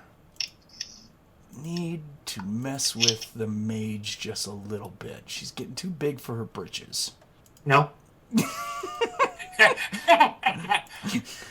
Oh, just within range. Yes. Oh, shit. All right, so make me a saving throw versus psionics, please. Psionics? Yes, ma'am. Brain screw. Oh, boy. +2. And you're not psychic yourself, right? No. Not psychic. Okay. Draconids are either psychic or magical, and I went magical. Yeah. So it's the standard saving throw versus psionics, which is a 12. 8. She rolled a total of an 8? Yeah, 6 Okay. +2. I was just laughing because of the ability. It's kind of funny. Allows them to psychically eavesdrop on what another person is thinking at this particular moment. So he's just all like, hi, I got you. Boy, you really hate your mother. Yeah, that's high on the list of shit I don't like. Yeah, he's just like, damn, you really don't like your mom. You're just like, Something about space, Karen, you just don't like, do you? Your backlashes. President of the Residential Fairness Union. Oh, I took notes on that. That's awesome. Your mom's a space Karen. You see why I don't like her? Okay, yeah, that's all he does. He just casts telepathy and tries to and just reads your surface thoughts. That's it. He's just he can't do anything else. He's just like, what are you thinking?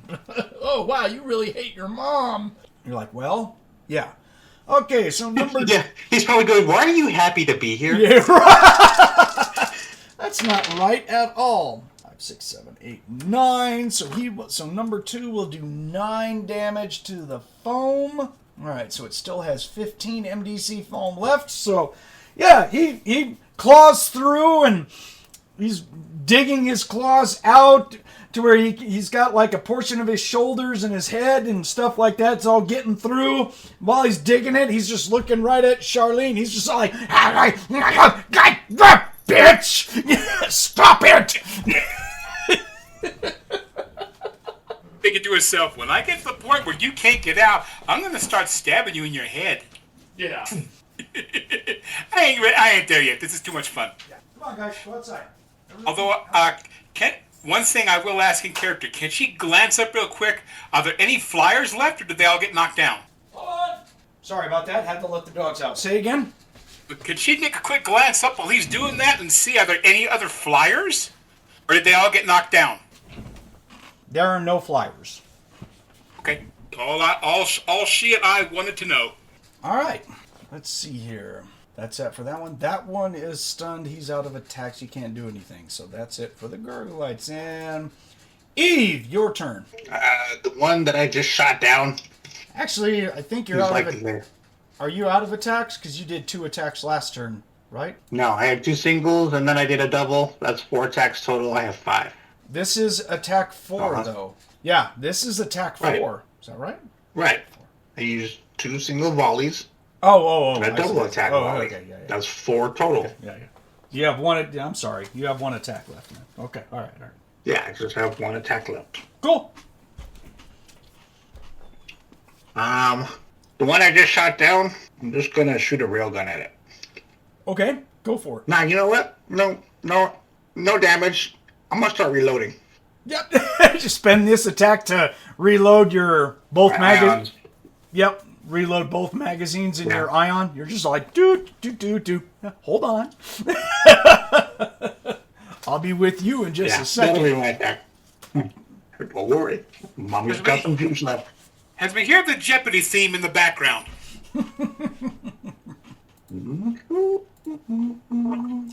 All right, next is Fefh. Let's see, what else we got? We got a guy that's stunned on the ground. We got foam. We got one that's carpeted. He'll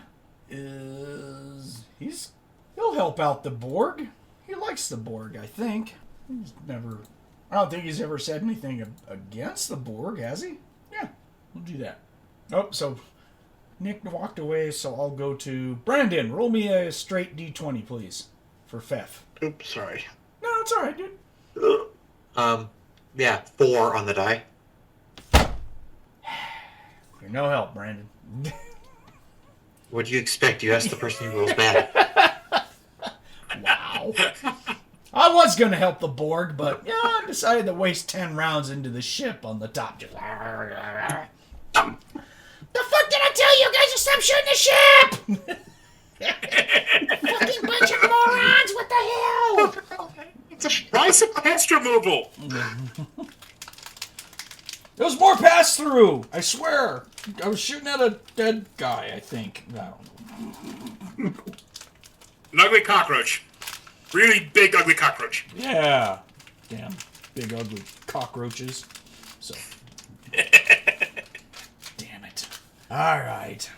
Fine. Jeez. Let's see. And after Fefh, Charlene, you are up next. Okay, she's still... shoot him again. More foam. More foam. More foam. Knock him and wiggle the gun in front of him and then aim and shoot again. Yeah, pretty much. He is pissed at you right now. You're just like... She knows he is. Open your mouth to scream. You bring up that pistol right in front of his face, and he just squints at you, and he's just all like, no, no, no, no! Shoot. Like, when I do that to you, squish. Oh, great. Great. The only time when he's a prone target, a natural 20. Yay. Oh, yeah, I hit him. Whee! How do you do double damage on a splatter? Extra goopage.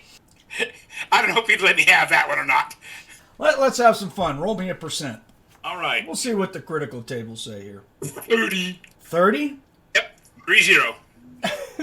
All right, so it's maximum damage.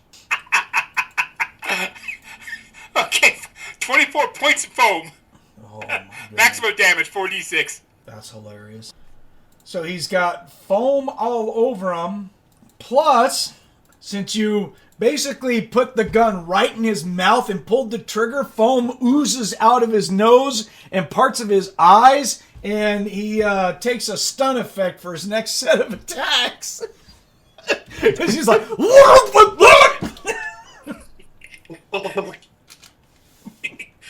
He just pulls a gun up, makes a kissing motion like, I love this gun. It's rude to talk with your mouth full. Funny, a certain Wolfen ship's captain said that to me once, recently. She just gave him an oral cream pie. Now you know what it feels like. There you are. Yar. Yeah. Wow. Okay, SO, you are next. Did I feel the person try to psychically get into my mind? No, because you're not psychic. Okay. Let's see. And I don't know who did it, right? Nope. Who? Okay. You just know he looked at you and just kind of nodded his head like, okay, yeah, you hate your mom, all right. So you know. Okay. Well, the guy who... what would I do? What the hell would I do? It'd be nice if the Book of Magic would play nice with me when I do a search for the thing. I'm going to do an Orbit Cold on the guy that's been super glued to the roof. Dang. I just want to annoy this thing. Okay. 200 feet, 3d6 MD. Dodge is it's a saving throw dodge. Yeah. Which he can't. Uh-huh. So, yeah, I guess he just gets hit. Yeah. Okay. What level of spell? It's a level 3. Okay. I'm trying to... I know it does the 3d6, but... Oh, I have to roll to hit. Yeah, roll to strike using normal physical prowess bonus. I haven't used this spell in so long. Yeah. Well, that's okay. You don't have a physical prowess bonus, so you're just a +1. Okay, so basically I just need to roll above, like, what? 4. Well, how about nat 20? Jesus. All right, then. I seem to really enjoy picking on this thing. Okay, so... So it needs to make a saving throw to keep from being numbed. Okay. So he's a +3 on his saving throw. We'll try that. And he gets an 8, 9, 10, 11. That doesn't make it. So we'll take damage. And he's going to be numbed. So... Alright, so see if I can get my 3d6. See what that's going to do. So for the 3d6, yeah, do 3d6 and then double it for your natural 20. Okay. 7, 14. That's pitiful. That was doubled? Yeah. Oh my gosh. 4, 2, 1. Wow. All right. So he's minus. So now he is -2 initiative, -1 strike, parry, and dodge, and attack. Okay. So -1 attack, strike, parry, dodge. Okay. Yeah, for 4 minutes. Yeah, for the next 100 years. Okay. All right. Yeah, your ball unerringly just hits him right in the bridge of the nose between his eyes, and he's just all like, oh, wow. I mean, you couldn't have thrown that any more perfect if you wanted to. You even impressed yourself. You're like, wow. That hit him. I knew we were still target, but that was fun. Yeah, you're like, ooh, that was cool. SO Misfortune is just complaining some more, talking about people shooting up her fucking ship, yada yada yada. Aldo, oh yeah, well, yep, I'll go help out my baby doll. Hey, that guy looks like fun to shoot. That's who I shot before. So be a +1 to hit, and get a 10. That's an 11. That hits. All right. So. Damage 1d6 times 10. Come on. Oh, 30. All right, I'll take it. So the same guy just took 30 more damage. He gets shot up. Right on, me and my baby are tag teaming the same guy. Ha ha! I didn't really mean that as it sounded. That was weird. She's just gonna cock her head and go, what the fuck are you on about? Okay. I think he's broken. Yeah. It might be. So go up to attack 5. I got none of the Gargolites could go. We're good. Eve, she's out of attacks, isn't she? Yeah, I'm out of attacks. Okay. And then Fefh, what's his attacks? Oh, he's got 6 attacks, so he can attack. Let's see. He only has 10 rounds left, but someone needs to get shot up. Oh, he was shooting at that last guy and missed like crazy. He was trying to help out the Borg, so he'll use the remainder in this magazine. So Nick, roll me a d20 raw, please. Oh, you're away again. All right. Sorry. Oh, you're there. I'm here. All right. I'm sorry. I didn't see you there. So Okay.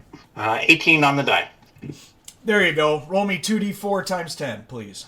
2d4 times 10. Yeah, he is shooting at the same guy that's on the ground, right in front of you. 3 and 3 is 6, so 60. Oh wow! Doesn't kill him, but he's missing. He's missing a leg and an arm, and he is bleeding all over the place. He's a hard sneeze away from dead. Achoo! Oh, I died. That's Fefh. Just hate Charlene. those back jarring sneezes. There you go. Catman. Charlene is up. Hey, while I've got him down, start stabbing his head. Now comes the chip, chip, chip method. You're not going to be able to hit him because he's encased. Spray the rest of his body. Again, leave the head alone, but spray his body. It doesn't matter. It doesn't work like that. It just covers everything. So Well, figure this one's down. He's gonna get up pretty soon. Any others that I can see as I pause and glance around that need to be immobilized? Gargolite number 1 looks like he's magically stuck to the ground, and he's just getting shot at and ice balled and everything. Oh, he's fine. But he's all great. I mean, he's grayed out, so he doesn't look like that he's taken a ton of damage. So You Yeah. could shoot her. I figure the magic will last a while. Yeah. And And it let's works see, a heck of a lot better than my phone. number 2, you got all foamed up, and number 4 is laying down in front of Eve. Eve and Fefh are both shooting him up, and he doesn't look like he could take like a Daisy BB pellet to his body right now. He's missing an arm and a leg, and he's just laying on the ground bleeding now. Happy sights around me for the hold action for the time being, since it seems like we're okay for now. I don't really want to chew through that coating just yet. All right, up to you. What would you like to do? She'll wait for the minute, take a minute, look around, take a breath, and okay, anything else looking up there that's glancing down at us or shit that we ain't noticed yet? Nope, not yet. So really, you could All right. like walk over and take your sword to either the guy who is magically carpeted, or go over and stab the one that got shot to hell. Well, she doesn't want to touch the carpet because, as far as she understands magic, you step near it, you get caught. That's valid. She didn't. That scares her. She's like, "No, stay away from it." She would just, for the moment, keep her eyes open. Okay, Esso, your turn. I'm out of attacks if this is attack 5. This is attack 5, yeah. Yeah, I'm out. Okay. She's just, being smug. Not worried about misfortune. Aldo is next, and this is attack 5, so this is his last attack. Yeah, shoot that same guy. Let's see. I'm at +1 to hit. I'm shooting at the guy who is gray that's giving my wife the stink eye. I'm gonna shoot him up. Say, hey, I'm over here. Look at me, dude. Look at me. No. Scaly boobies? Those are mine. Stop looking at them. Pissing me off. What? Now roll again 8, so that's a 9. So he hits. Stop shooting at my girlfriend. I need her to feed my children. 20. Oh gosh. What is this half pint on about? He just pours on he pours 20 more MDC damage onto it while it's in stone form. So it's just taking damage. Very annoying, but it's taking damage. And then that will go to attack 6. I can't do anything with the Gargolites at all. Eve, you're out of attacks. It's just people who have 6 attacks. That's Fefh is up next. Yes, this would be his last attack. Oh, man. Reload or could do other stuff, I guess. Best not to... Alright, he'll drop the assault rifle so he doesn't use up all of his ammo. And then walk over with his two-handed phase sword. We'll just swap to that. Say, alright, dude. I'm gonna baseball swing your ass next time. There we go. Charlene, your 6th attack. Yeah, like I said, basically, if I start whacking at him, it's going to start tearing apart the shell, isn't it? Yes. With that cobalt sword. To just simply look at it, it's like, you want to kill this one? Please, go ahead. It's stunned. Well, I mean, you still got 2 of them that you could hit. Yeah, they appear to be taken care of at the minute. One's being beaten on by 2 guys at once. The other is... But he ain't dead, is stuck so... in the carpet. He ain't dead, so... Then I'll shoot the one that's got stone form that is not carpeted. Just to make him hold still. Oh, that's going to keep us from killing him because you're basically going to shield him from our damage. Damn it. Yeah. Can't do that then. Yeah. Can't do that. Okay then. Alright then, darn it all. Just keep her eyes open. Arrgh. You have a sword in your hand. Don't get creepy. Yeah, she's got a sword. I don't know why you're not whacking stuff with your sword then. Make it easy. Swing it. Yeah. Well, that's the case then. Go over there and swing on the one that's got the stone form. That is not carpeted. Go beat on him for a little bit. Move and attack.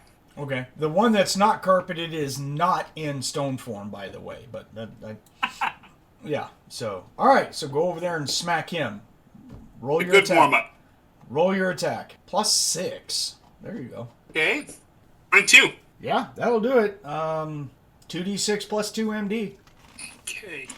It will contribute 11 points. Okay, how do you envision Charlene finishing him off? Runs over there, basically is like, she'll take the weapon in both hands and swing and close her eyes like, die! Whop! It worked good. Yep. I was told, like, wow, this works Wow, that real worked, good. worked better than I thought it was going to. Yeah. Shake the goo off. I was like, okay. Demon goo. Yep. Everyone likes demon goo. Except for those, that came out of. Yeah. SO's out. Misfortune, we're not worried about. Aldo, I think I'm out because I only had 5 attacks. Yep. Okay, so we go to a whole new attack. So attack 1, all the attacks reset as we go to a round 2. Gargolite number 1 cannot act this round because he loses. Well, he can. Well, he lost an attack, so he just loses the total number of attacks. But he wasn't stunned, so he can act. He's just an attack down. But no one's near him. He's like, seriously, he's got nowhere to go. Now, Gargolite number 2 loses this attack because he's underneath the stun. He's still encased in 39 MDC foam, and he can't attack it this round. So that's it for that. Eve, you are up next. The guy that you were shooting just got his head lopped off by Charlene using a sword. Yeah. The wolf flyers are gone. The guy carpeted still sitting there. Uh-huh. And he's in stone form too. He's just standing there taking all these hits. Yeah, okay, I'll do a volley on him. Iron Okay. rods in the railgun. Okay. Doing another medium, just doing 1 attack, right? Yeah. Okay. Roll that d20. Add 3 and 4 to it. Okay. 10 on the die. That's 13 and 14. That'll hit him. Okay, 8, 4, roll the 10. 73 points of empty. Wow, you must have rolled low for that 1d6 times 10, or 1d4 times 10 one. Or did you? Wait, I'm missing a 6-sided. Nope, hold on. I only did 6, 4, 5, 6, 7, 14, 21 added to that, so 94. Sorry. That sounds about right. Yep. Mark the ammo. 90 what? I'm sorry. 94. 94. Excellent. So even in stone form, but he doesn't look like he has a lot of body left. You take out sizable chunks of stone off his body. You're just shooting up everything. He's just like, Yeah. He looks surprised and hurt in stone form. I'm here to kick bubblegum and chew ass. I mean, yeah. Woo! All right. Me and the soon-to-be wife are going to have to try that position at some point. Right on. What? You will just look at it, so congratulations. I don't understand. Fefh is going to run up to the stone guy with his phase sword and play whack a Gargolite with a phase two-handed sword. So, Nick, roll me a d20 plus 5, please. Well, bam! 18 on the die plus 5 is 23. Oh, man! That's painful. He can try and parry. He's at -1. So what's their bonus to parry? +2 to parry, so he's at -1, so he has a +1 to parry. And he needs a block of 20 what? He needs 23. he needs a natural 20, in other words. He did not get a natural 20. He got the opposite side of a natural 20. Ooh. He's like, Face up to him. It's my hurt. put it right here, dude. I could take it. Yeah. Yeah. I heard about this dental treatment. So 4d6 for the sword, an extra 3d6 for his strength. So 7d6, please. Nick, if you don't mind, sir. 7. I'll keep you busy. Wait. Greg appreciates it, I'm sure, dude. Alright. 10, 23. 23. Ooh. So he's going to go up and cut that guy completely in half, and he's done. So, yep, just like whack! It just puts his face sword all the way through him. Clean. He just falls in half. He's done. All right. So pretty much all that's left is the guy in the foam. Fun. Yeah. So, Glad to my colleagues. You guys want to help me take care of this a-hole? yeah, use don't waste ammo. Just use hand-to-hand. Fefh is doing 7d6 and hand-to-hand. Aldo will run up there with his rune battle axe, and he's doing 4, 8, 10d6 with a greater rune battle axe. Oh my god. Go nuts. Yeah. I have a viral blade. Yeah. Yeah, he's just all like, excuse me, metal cheeks. Donk, donk. Get out of the way. Donk, donk, donk.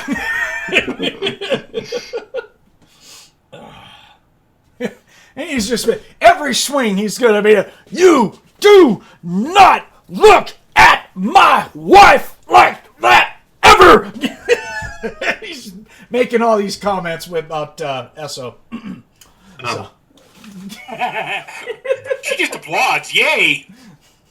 So it's just gonna go back on the ship. He's like, I don't know what to do with this shit. In Thomas fashion, his character will meet Esso at the ship, and she'll just be like, man, that dwarf's really into you. You've turned his heart. I don't know what the hell I did. Exist. Beat me to it. That's what I said. Didn't realize guys were this easy. Oh my goodness, girlfriend. So, alright, so I'm going to take this off the initiative because there's no reason why we should be doing a fight for beating this guy to death. So, I mean, Charlene, you got a magic sword. Even you can go over there and start slapping the crap out of him. That's the intent. Get rid of this guy fast. Yeah. Esso's not going to help with her magic sword. She's just walking away, huh? Yeah. You're just like, what is wrong with that damn dwarf? Someone hit him upside the head. Hey, honey! Come over here and have some fun with this gargolite together! Get you a wedding present! Whack, whack, whack, whack. What the fuck? Our love will be internal as we pledge to each other while we beat this guy to death. It'll be awesome! Okay, so I think I heard about this from primitives. They do it randomly. He The ones I qualifies. love. He qualifies, doesn't he? I'm good with that! She's just sitting there thinking, like, I'm not even middle-aged and I'm too old for this shit. You're young. You'll learn. Trust me on this. For frame of reference, she's like, how old is she? 480 years old? You just said you were young, so you're not middle-aged. So as far as Charlene's like, you're young. You'll learn. I don't understand dwarves. Chase my girlfriend around the ship. Come here, come here, come here, come here, come here! Why is the dwarf carpeted to the wall again? Do I need to answer that question? In his underwear. I told The you. bad part is he likes it. Mm-hmm. That's all you on that one. Just played hard to get. Yes, ma'am. Okay. Alright, so we beat all those guys up. Everyone else is going to start working on power for the ship again. We're just going to go back to the same thing, right? Yeah. Right. It's a good start. It helps. Yeah. Cool. Monte, I'll ask you to make me a percentage roll, please. This is for Okay. misfortune on a read sensory equipment. So she's living in the cockpit right now. All right. 45. Okay, so she will tell everyone while they're doing things around the ship, hey, I just picked up a broken communications from another consortium of civilized worlds ship that is also probably stranded here. They just sent out a distress signal. Just thought I'd let everyone Charlene know. herself will ask any identity. Did you catch anything? Was it identifiable regarding who they were aside from being another ship? It's a United World of Warlocks cruiser that belongs to the elves, to the Star Elves. Still reason enough. We have to try to help them. Question is, how the hell did we? She's saying verbally aloud. How the hell do we triangulate how to find a ship in this place? Yeah. Now, out of character question. With space navigation would not help to try to triangulate where that came from, would it? No, not here. No, that's what I say. Yeah. Hey, see what's read sensory equipment can't do it. I don't think. Computer operations. I'm spitballing. What can I say? You're trying. It's like anything gets you to that might help.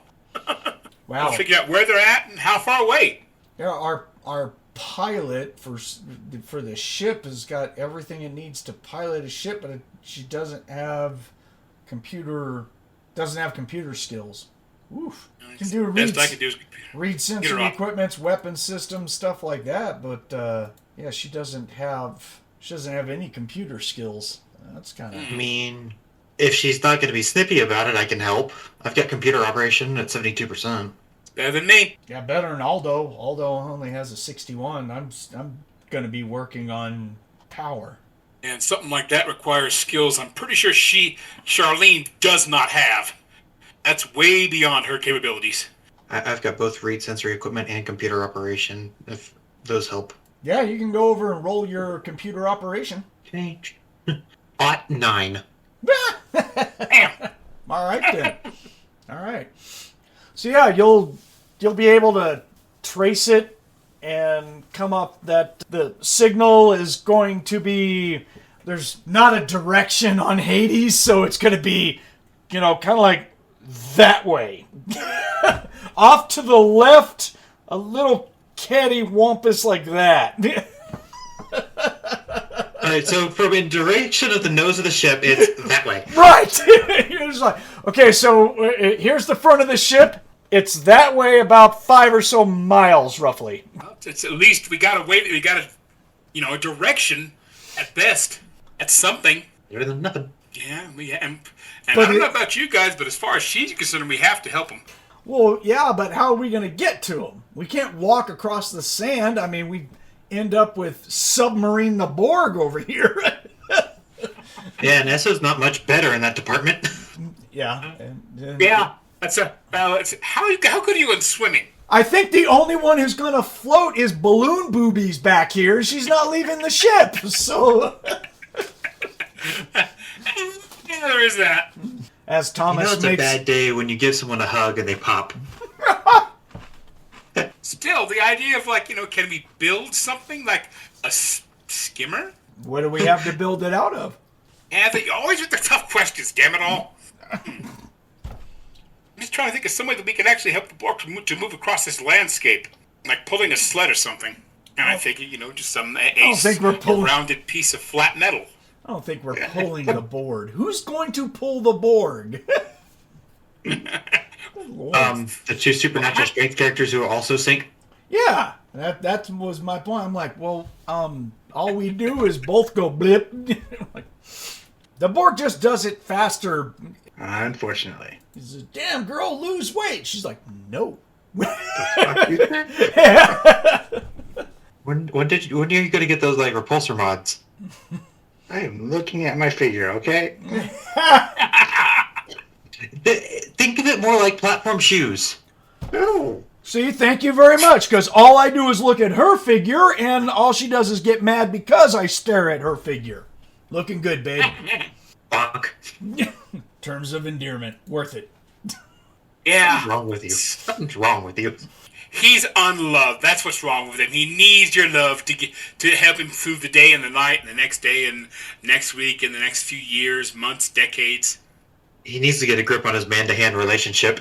I think he wants to have a grip on his man-to-reptile relationship. That's what I think he wants.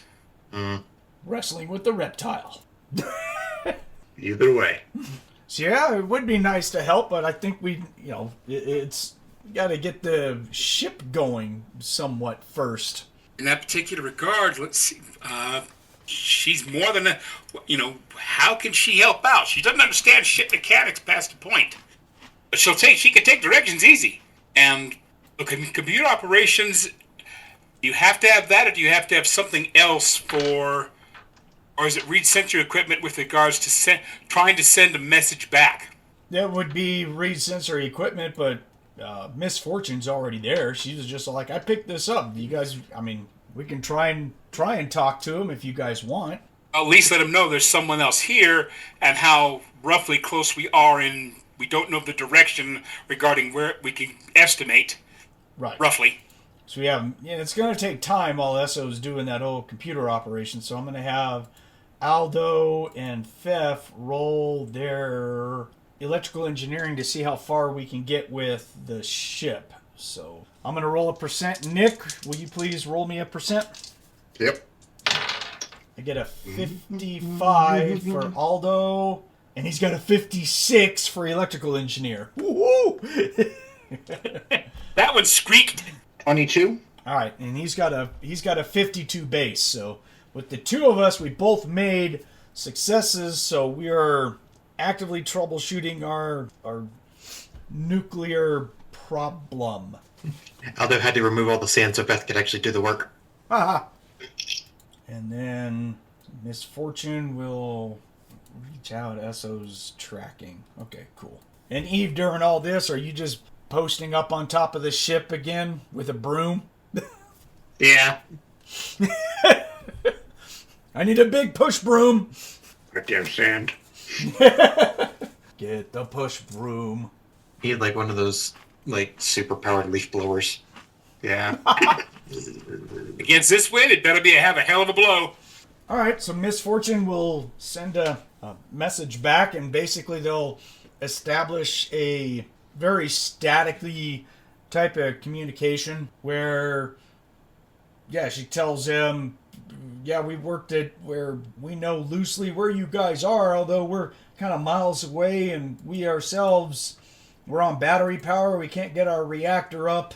And the other ship is saying that they're having the same issue, that their Techno Wizard drive is down, but they have a lot more. I mean, they're an actual cruiser, so they have a lot more people than we do, but they're actively being engaged by, let's see, where are they? So they're saying that we're actively fighting off gargolites, gargoyles, and demon bats and demon flies.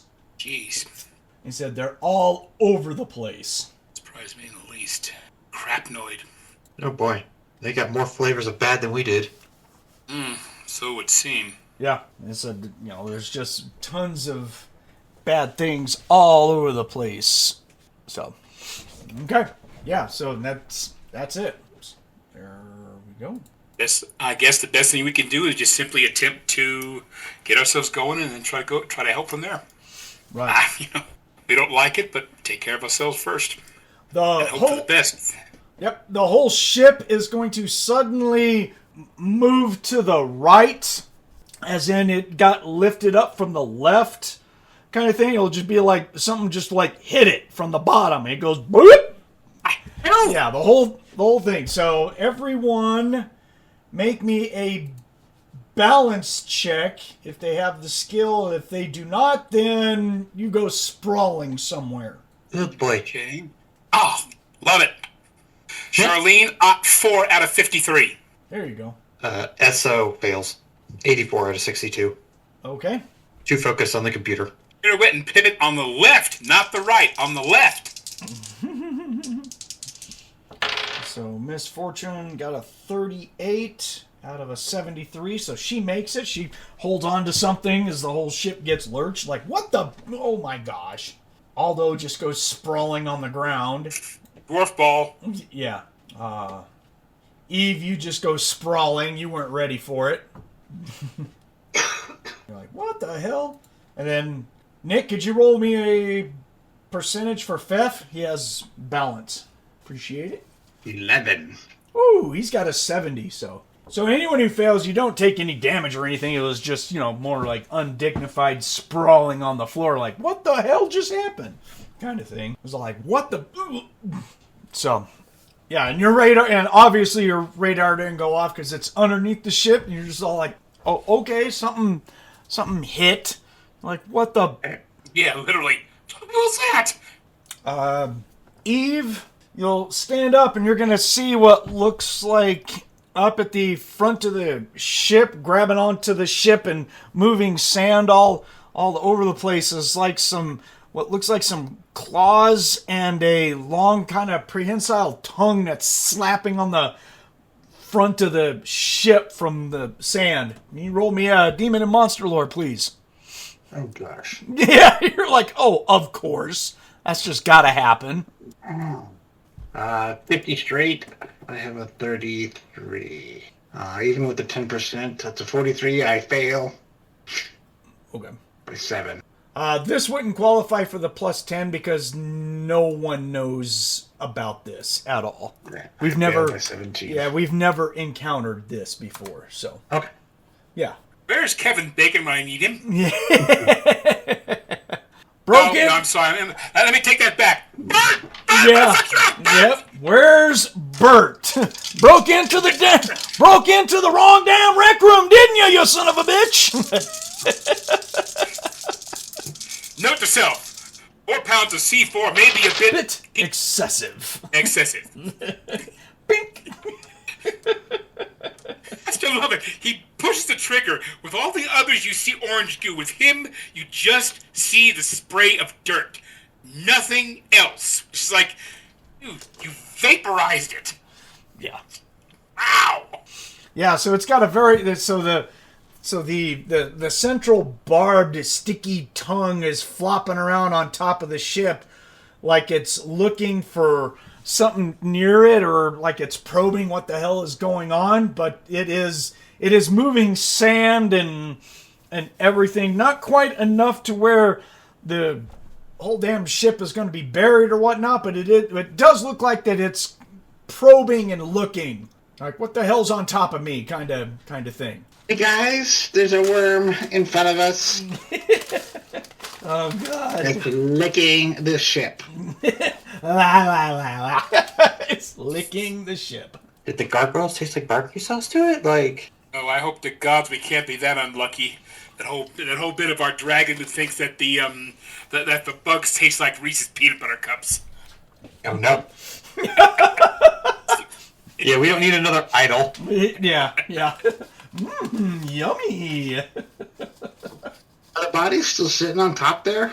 I didn't move them. Did you? Yeah, I'm sure we probably would have cleared. Okay, I'll just take one of the bodies and toss it towards the tongue. Okay, yeah, you take one of the mutilated bodies. Once the little prehensile tongue grabs it, it wraps it up with surprising speed and drags it off into the sand really quickly. Just blop. And keep a lookout. Yep. And then off towards the right, you're gonna see the same thing happen now. Like it's The probing, other body. like it's probing the other side. You see the tentacles come out, or the pincers come out, and when it hits like the equivalent of air, its tongue goes flap, flap, flap, flap, flap, flap, flap, flap, flap, flap. Yeah, I mean, we had 4 gargoyles. I'll take one of the other ones and throw it over there. Throw in the sugar-coated one. All right. Yeah. So you grab Like a weird car wash.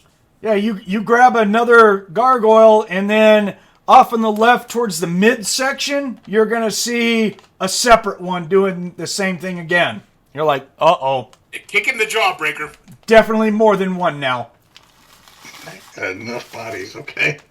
I need like a 50-gallon drum of gum. Just... whatever's left of the gargoyles, I'm tossing. Just because. That's why I figured we all hacked away at the one that I cocooned. It's like, there you go, it's a jawbreaker. You guys have to work to get the creamy center. Okay. Yeah, so you don't have that much bodies. I mean, some of them were perforated beyond meat details, basically. So you're not going to have that much. So, Take a really big sponge, wipe the ship, and throw it out there. you probably don't want to... Keep licking the ship. A really big sponge. And I'm also assuming you're not getting close enough to where you can surprisingly try and drag you or make an attack at you and everything. You're just all like, right, right. Do not pet the wildlife. Mm-hmm. Well, he is feeding the wildlife, so it's like a stray cat. Once you feed one, they all, decide, oh, that's a good place. We need to go mess with that. There you go. anyone else inside the ship doing anything, or is it? I mean, other than Misfortune bitching about something's trying to eat the ship. I mean, it's like, what the hell? Esso's dusting off herself because she fell on her ass. Yeah, but it's okay, baby. I'll help you here. Let me help you up. I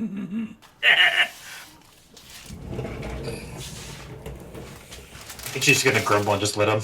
Yeah, at least now we can see through the viewport. It's like, what the hell is this goddamn thing? Well, there is no seeing through the viewports or anything that we have on the sides or whatnot covered in sand. Just like we our front windshield is constantly covered in sand. I mean, that's Yeah, and then we just see the thing that's sweeping the sand off of it. It's kind of licky. It's like, yuck. Ugh, that is gross.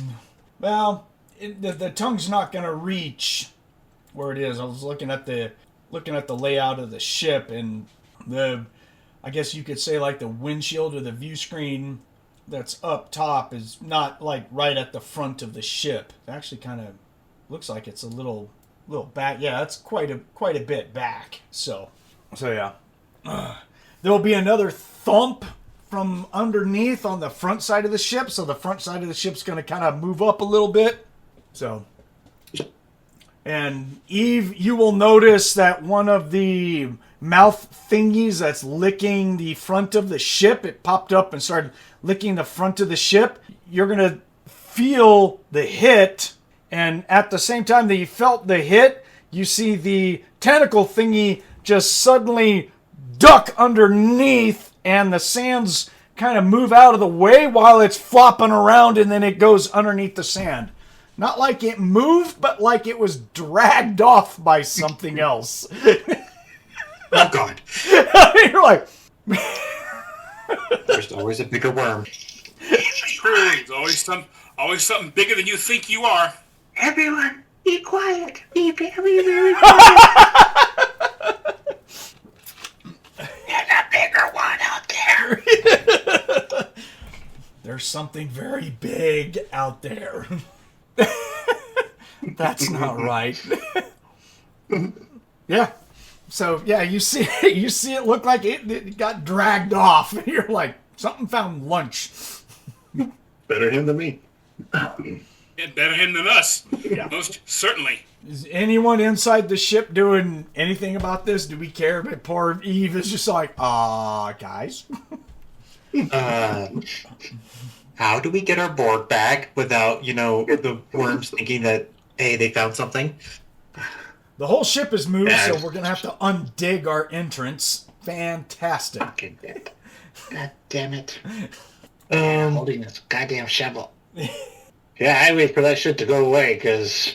Now let's see. Shovel the ship or get eaten? I'm going to say... Let's... I'll wait. Just my ass. Give it a chance and it will. Eve, come over towards the side of the ship right next to the sand. We'll open up the door. I'm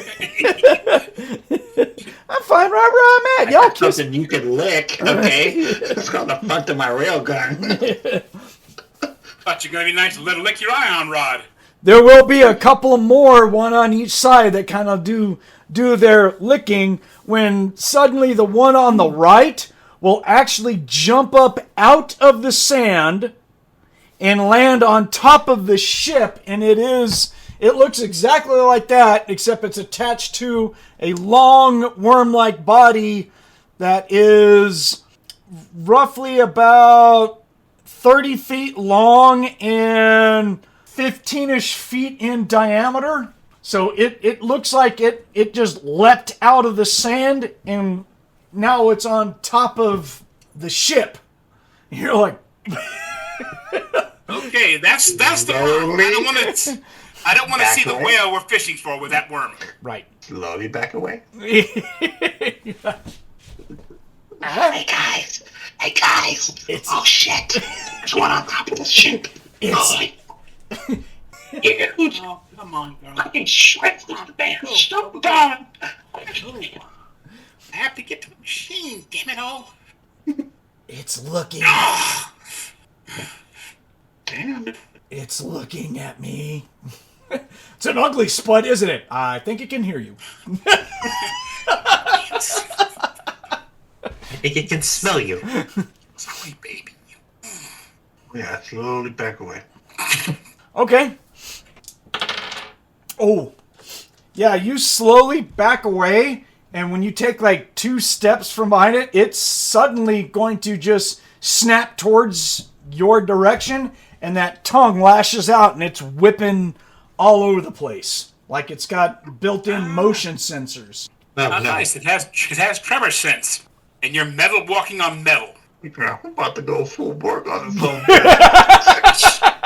Like, I'd really like to know what the hell this is before it tries to eat me.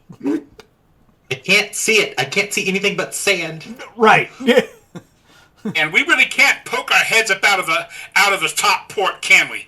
Or can we? There is no top port. Well, that kind of makes it more Right. difficult. We have a side ramp exit thingy, and then cargo doors at the bottom. We are not opening up the damn cargo doors right now. Thank you very much. No. No. And I really don't think we want to open up the side ramp at this time either. So, all right, roll me a dodge for Eve. You need to get the hell out of the way, girl. Even in your heavy armor, you're a +7. Damn. 10 on the die plus 7 is 17. Nice. All right, I had a total of an 8 to strike. So yeah, it whips around. That tongue goes starts slamming the area around you, and you dodge, and I take it you're going to use the dodge to create more room between you and it. You're just like, I'm going back. Yeah, if I have to jump back, Yeah. get out of this way. Okay. Cool. Yes. Yeah, and its barbed tongue looks like it can cover like a range of like 30 to 40 feet. You're just like, oh my goodness. And it, not the pincers, but that tongue, wherever it hits, it leaves like a sticky slime kind of thing. You can tell that whatever it hits, it naturally is probably, kind of like a frog's tongue when it hits something, it sticks it and then sucks it in. Kind of almost the same thing. You're like, if I get hit by that tongue, I think I'm going to be stuck to it. Or vice That versa. seems like a bad Saturday night. That's what that looks like. It's like, nah. Yeah, well, shit. Yeah, it's on. So at this time, it is flopping around on top of the ship. Does it look like it has eyes or no?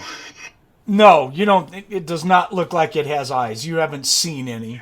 I mean, think of like a graboid, except it's got, the picture. So, multiple pinchers, but then that one long tail that just searches. Do it. Yeah, Misfortune's bitching about it. Get the fuck off the ship! What the hell? You're like, yeah, I'll get right on that. Sure, it's fucking 3 times my size. I may be a metal chew toy. Go take a shit and get your implants. I don't give a fuck. No. Fefh, go phase world through it. Yeah, there you go. Huh? Sure. To hell with that. So get out there and carpet it. No. That requires going through the sand. Fine, God. I don't know how to get it. The right part of the ship, all along the side, a whole bunch of sand gets cascades over the side for like 10 feet. It looks like something just underneath the sand just went by enough on the surface to where it cascaded a whole bunch of sand on top of the vehicle. Lovely. And then the sand worm or whatever this creature is, you have no idea. You're just all like, that fucking thing right there. It looks like it gets startled and then leaps into the sand to the left, as in trying to escape whatever it is. You just see it go boing and jumps into the sand. You see it burrow. That's right. Get the fuck away. Well, we'll just fly right the fuck out. Wait, let me try. Nope. You know it's bad when the big fuck's running away from something bigger. Mm-hmm. Yeah, at that time I freeze. Yeah. Stay still. Stay on the ship. Don't breathe. Don't respirate. Don't vent anything. You're just trying to stay like right in the middle at the highest point of the ship that you can, looking in all directions of all like, I need an escape plan. This is not a good. Okay. From my boobies, I am going to open my secret compartment. I'm going to pull out a knapsack. Okay? And I'm going to slowly duck down and start filling it with sand. Okay. Okay? How big is that knapsack? I don't know. I'll put a large sack. Yeah. Yeah. Oh, you do realize that flame stuff that you've taken twice basically burned up your nylon hot pink body mesh, right? Yeah, it's gone. Fuck Yeah. You're like, son of a bitch. It is what it is. That son of a bitch. I'm going to take it off. So you're filling up a knapsack or a large sack with sand. Mm-hmm. This is called diversion. This is what I need. Feels like it grabs onto something. I don't need to be here for it. Basically, right? Yep. Okay. So, anything else from anyone else? Not sure what to do. Kind of sec. Let's just stay still and see what happens. If we hear the Borg scream, we'll know we made a bad choice. Yeah, sure. Okay. So you're just sitting there with this bag, just looking around nervously, just all like, what the fuck else could go wrong at this point? You know, is that accurate? Yeah, pretty much. Yeah, you're just like, we can stop this shit. Okay, and so you're probably like you said, you're trying to keep central to the ship. So, the ship is 320 feet long. So you're like at the center point. So you're like a good 100 feet away from the front of the ship, back of the ship, blah blah blah. Right? Yeah. I assume that you're trying to be in the central area so you can react as much as possible. Yes, sir. Okay. And it's like 80 feet, and the ship is like 80 feet wide. It's 320 feet long, 80 feet wide. So you're just like, I am right in the middle. Whatever comes, I'm going to see and hopefully not get devoured by in time. So, here, eat my sack. I'm out. Yes. Yeah. And the rest of us are just playing inside the ship. I'll go like, Ship gets hit, rocked, shook, and from what he says, there's shit out there. All right, then that's it. How far can we see from the door? Is it just like immediately sand? I'm sure that we closed it, right? Yep. We had to have. If not, then the interior of the ship has got tons of sand in it. Okay. And you don't want to have one of those damn things crawl in here either. Right. That would suck ass. So That's something. it was safe to assume that when we were done, Eve stayed outside, the rest of us went inside to go work on stuff, and we closed that damn door. Yes. If not, we have a big problem, because there is now worms inside the ship, and we have issues now. That would suck. Okay. So I didn't see any reason why we would keep that damn door open. Close that. It's not for the breeze. If anything, Misfortune will probably say keep the door closed so Sand didn't get inside. Right. So sand erupts all around the front of the ship, and something jumps out of the erupting sand and lands on top of the ship. And it looks like that. Oh, hell no. Fuck is that? No. I need... Yep. Oh, is that Medusa's ugly ass stepsister, some mother's, grandmother? Just getting a volley right now. Yeah. Law. So it is roughly about, from head to tail, about 30 feet long, and the section that is standing up is about 10 feet. and then it's got 4 legs, and it just jumped out of the sand. It landed on top of the vehicle, and it looks menacing and hungry. I need a horror factor save from Eve. You've never seen one of these before. It's scary as all hell. Will conversions get scared? You still got a human mind, Yeah. sir. Yeah. Okay. You still got a human mind, so absolutely. Oh, I even have bonuses, damn. All right, so just a D20? Yes, sir. Okay. 11. Okay. Its horror factor is a 16. Okay. Yeah. Yeah. I think there's an oil leak on top of the ship. Wow.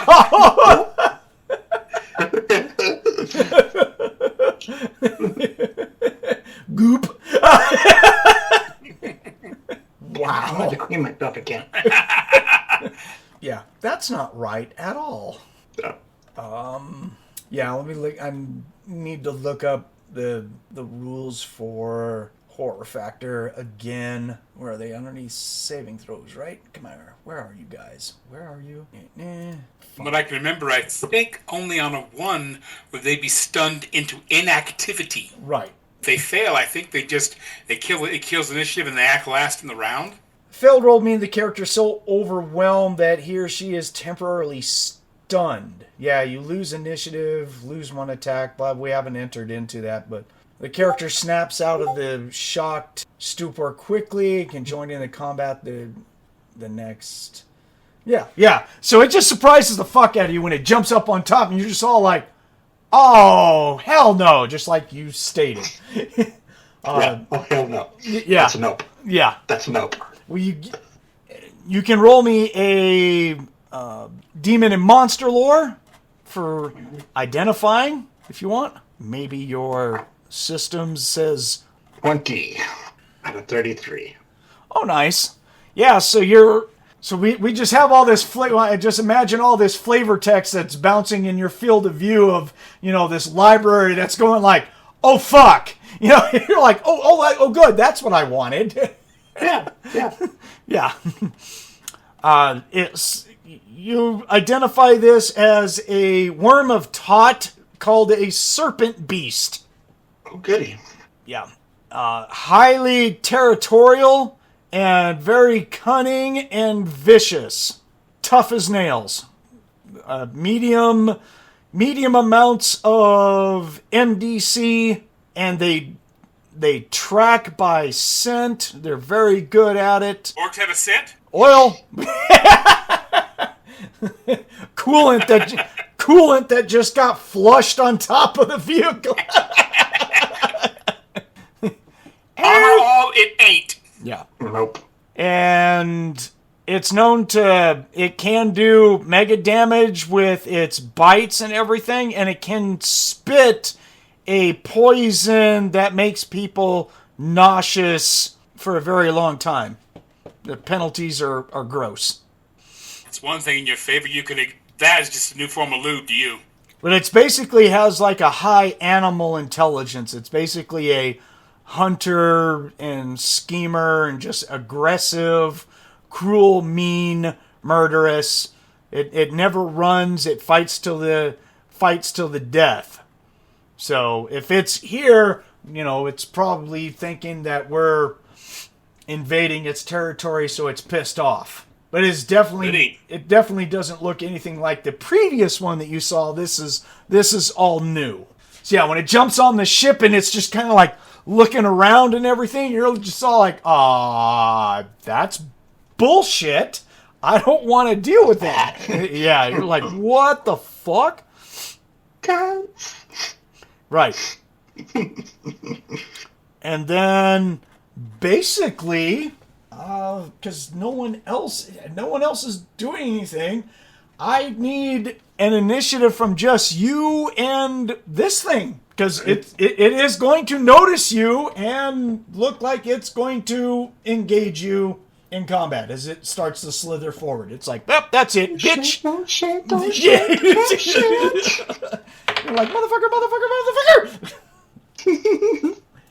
So, well, I'll have to deal with what everyone else is doing in initiative after you go, but right now it's just going to be you two in initiative. no one else decided to take their happy asses outside because, well, we can't. It's something about the ship being buried in sand kind of thing. I know. All right. What a concept. What'd you get for initiative for her? 25. 14 on the die plus 11. Gotta love that initiative modifier, man. Okay, so it looks over at you and grins like it found lunch, and it's your turn before it gets to do anything. Do I know anything about resistances from this guy? Yes, you would. Let me see here. You know that you can't poison them. That's woo! Wow, mark that one up first. Yeah.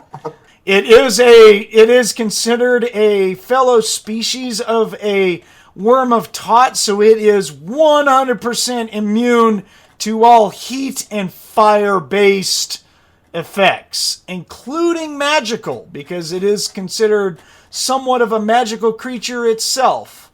So it is not... Oh, well, it's from Hades. So yeah, it is 100% immune to heat, fire, yeah, of any type, really. All right. Free action. Call out. Worm. It's right here. Oh shit. Oh shit. Oh my god.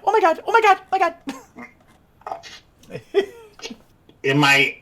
Because I failed the horror, but can I shoot? I mean, can I? Yes, because that was before initiative. That was initial reaction. So I'm Okay. I'm playing Fine. it as, if you froze up the initial, lost some coolant, but now you're like, all right, get it together, get it to Oh yeah. get it fucking together here, girl. Come on, meditate this shit. Om, motherfucker. Oh my god. Yeah. Put the rubber shield back down below. Okay. And then I'm gonna shoot this volley. Okay. Ions and Revan. Okay. Same thing as before then. Okay. Basically, right? 16 on the die. That's Okay. 20 and a 19. Okay. So you unload at it. You will see it nimbly try to duck out of the way as it regards your incoming fire as a threat. It's intelligent enough that you can see it go like, oh shit, guns! So it is spending an attack to dodge. Okay. And there goes the die. Yay! Look at that. Way underneath the table. That was great. So it has a +4. Ooh, that's going to be close. It has a total of a 15 dodge. Cool. Did you hit with everything? Yeah, 20 and a 19. Oh, that will do it. Yeah. It tries to nimbly, as it's running towards you, it's doing this serpentine thing. You're just like, nope. As you go tagging along its side. You need to die. Okay, 20 times 3 plus 30 is 114 melee damage. Woo! Damn. Okay. All right, all your shots go Attack. lighting it up all over the place. Plap, plap, plap, plap, plap, plap, plap, plap, plap, plap. Yeah, you definitely. Yeah, you're definitely putting some holes in it. All your damage is actually looks like it is doing stuff to it. Roll a percent. Yeah. Oh, did not make it. So, ooh, look at that. All right. Initiative may not even been worth it. That was kind of funny. So you slam it while it's trying to slither up towards you, and it's gonna yell out screeches of pain as you obviously just hurt this thing, and it's gonna sideways slam on top of the vehicle as like it lost its balance while it was trying to dodge, and with all the impact from the damage of everything, and it hits the deck, its head goes boop and bounces off the ship. You're like, oh. And Nice. yeah, it doesn't charge forward anymore because it looks like it's like stunned from the amount of damage you just dealt it. You're just all like, blah. Okay then. What the hell was that? Yeah, right. Yeah, and then everyone on top of the vehicle is going to hear all this gunfire going off, and then something heavy impact the top of the ship.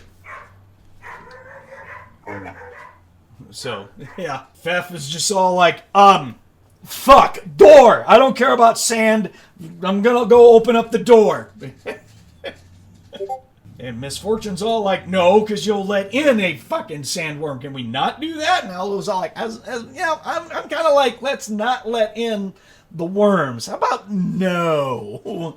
Why don't you, like, dephase yourself? You know, do that phasing shit and go through the top of the vehicle or something. Can he do that? Does he have... Yeah, that's what I was thinking.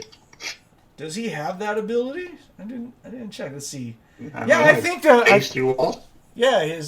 I think he's got dephase. Doesn't that do it? Phase roll 32.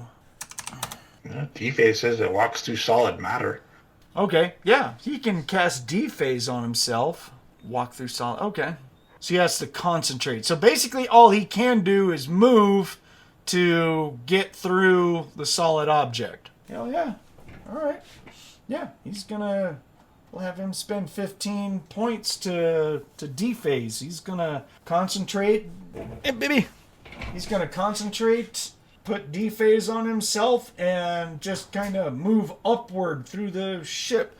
It doesn't say how fast he goes through it, though. Looks like I'll have to look up the temporal magic variant of it.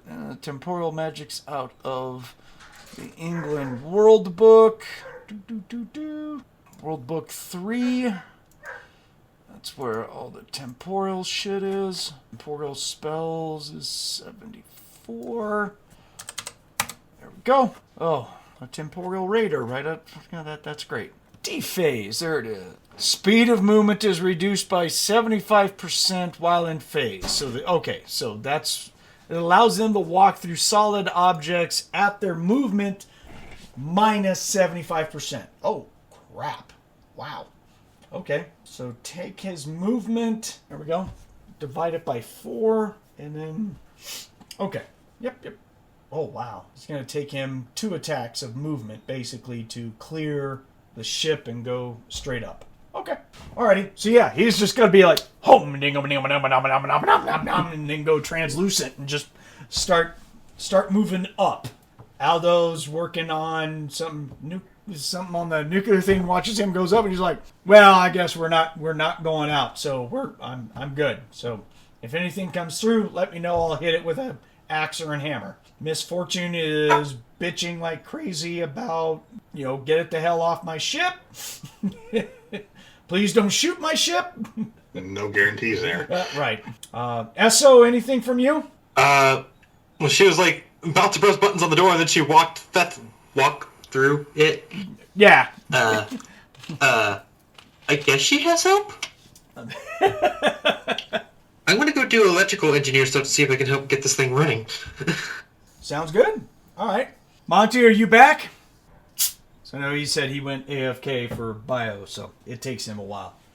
All right. So Charlene, I assume, is not going to do anything exciting other than maybe yelling and bitching. About the same as everyone else. Like, I guess we're good. So back to Eve. So I'm not going to look a gift horse in the mouth. Keep shooting until it's not moving, basically, right? Yeah. Rip and tear until it's done. Oh, yeah. Where's Doom Guy? And on the die, it's a 13 and a 14. Yep, that will hit. Yes. Wait. It can't dodge, so, yeah. Okay, good.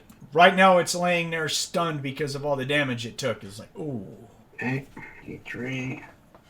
That Snickers bar on there fights back. Want me to repair shoes? Fuck me sideways. That's shit roll. Oh man, I need my lizard wife to make that statement. Oof. I would just say yes, please. That's so horrible. Keep dreaming. That's just mean. Deny your husband like that. It's 30. 81 mega damage. Rolled a little below average on that one. Well, 4 ones on this home bitch. Oh, yeah, that would hurt. 17 on the D6s. Yeah. You're all like, Yeah. Well, shit. Okay, damage is damage, though. Yeah. Yeah. Smart. Ammo. Railguns down. Okay. Okay, all of your damage is going to rip it in half and tear chunks out of the upper portion like crazy. Yep. Done. Very much done. Wormertot has been destroyed. Yeah, and then Fefh will appear up on top. There's like this ghostly apparition of him that phases through the top portion. And when he floats over it, he turns solid, and then he just kind of turns around, looks around like, okay, now what? I got this. The help has arrived. Right. I am here to save you. That's gross. Pat. Pat him on his little head. Isn't he like stupid tall? He's a Promethean. I think they're like really... he's 7'5". I'm 9'6". Oh, there you go. Okay, good. He's like, I'm here to save you. Or not. Oh, strong man. Oh, Yeah. come to my rescue. Well, at least Eve now has a friend up there that isn't trying to eat her face. Yeah, right? Eat the face. That wasn't right. No more. Yeah, I don't need that at all. At all. Hopefully it didn't bring friends. That was territorial, but you never know. Yeah. What does he know about? Does he know anything about them? 85. He's all like, I don't know what that is, but it's goopy. It's wrong, is what it is. It's wrong. Now it's dead. Misfortune's all like, I think we need to find an ocean so we can fly the ship through it to give it a wash. You guys are Adding making... aesthetics to it. You guys are adding a whole lot of ugly monster goo to the to my ship. I'm gonna use foam this fucking head to the top of your ship. Oh man! Trophy. Don't let Charlene use her gun foamy thing. Damn it! So nice. So Fefh is just like, well, I'm not helping down there, so I'll stay up here, help out. Maybe. Good. Yeah. So the middle place is the best, you said, right? It's Yeah, right. There's a right here. All right. piece of X right there. I have not moved. You go anywhere within this 5-foot square, I will fucking throw you off this ship. Yeah. Scoot over. Yeah. So now we're just So now we're just back to working on the ship, trying to at I least. would safely assume that the worms are not around anymore because of that creature. You haven't seen any. Okay. You do notice that there's no sun out here, so who knows where the so-called daytime illumination is coming from. It's hard to tell whether or not you know if Hades has cycles, but it does look like the sky is, or at least the dust that's up in there. But anyways, it looks like the sky does look like it's starting to do the equivalent of like dusk. Okay. It's starting to. You can feel the temperature start to drop, and definitely tell that there's a lot less illumination that's going on. Anytime. We'd like to leave today. Yeah, they're trying to figure out what's going on with the reactor to get it. Well, they know what's going on with the reactor. It's scrammed and basically did a cold shutdown. So they're slowly trying to get the systems to do the equivalent of removing control rods very slowly to start that reaction back up, to start getting some power going. It takes a little bit. It is a reactor, so it's not like a car battery or combustion engine where you just turn it on and off it goes. Now these spark plugs are much bigger, much more annoying. Just out of character question. Uh-huh. Am I powered by a fusion generator in my back? Is that how Borgs are? Borgs are normally powered by a very miniaturized nuclear battery. In coalition, and for anyone else, it's going to be some type of a micronized nuclear reactor. Because all the power armors and everything are powered by the same thing. So Borgs are generally powered by the same thing. So would it be a bad thing to try to jumpstart like a spark into the my fusion? Nuclear reactors don't work that way. Okay. Yeah, there's really no jump start other than, pull all the rods out and hope it don't melt. Right, okay. That's the jump start method, if that's really what you're looking for. I would suggest, typically for safety, you don't do that. So Yeah, don't Chernobyl it. yeah, right, exactly. Those guys already found out the hard way what that's like. It's like ooh. Well, yeah, seeing as their pronouns are now were. Yeah.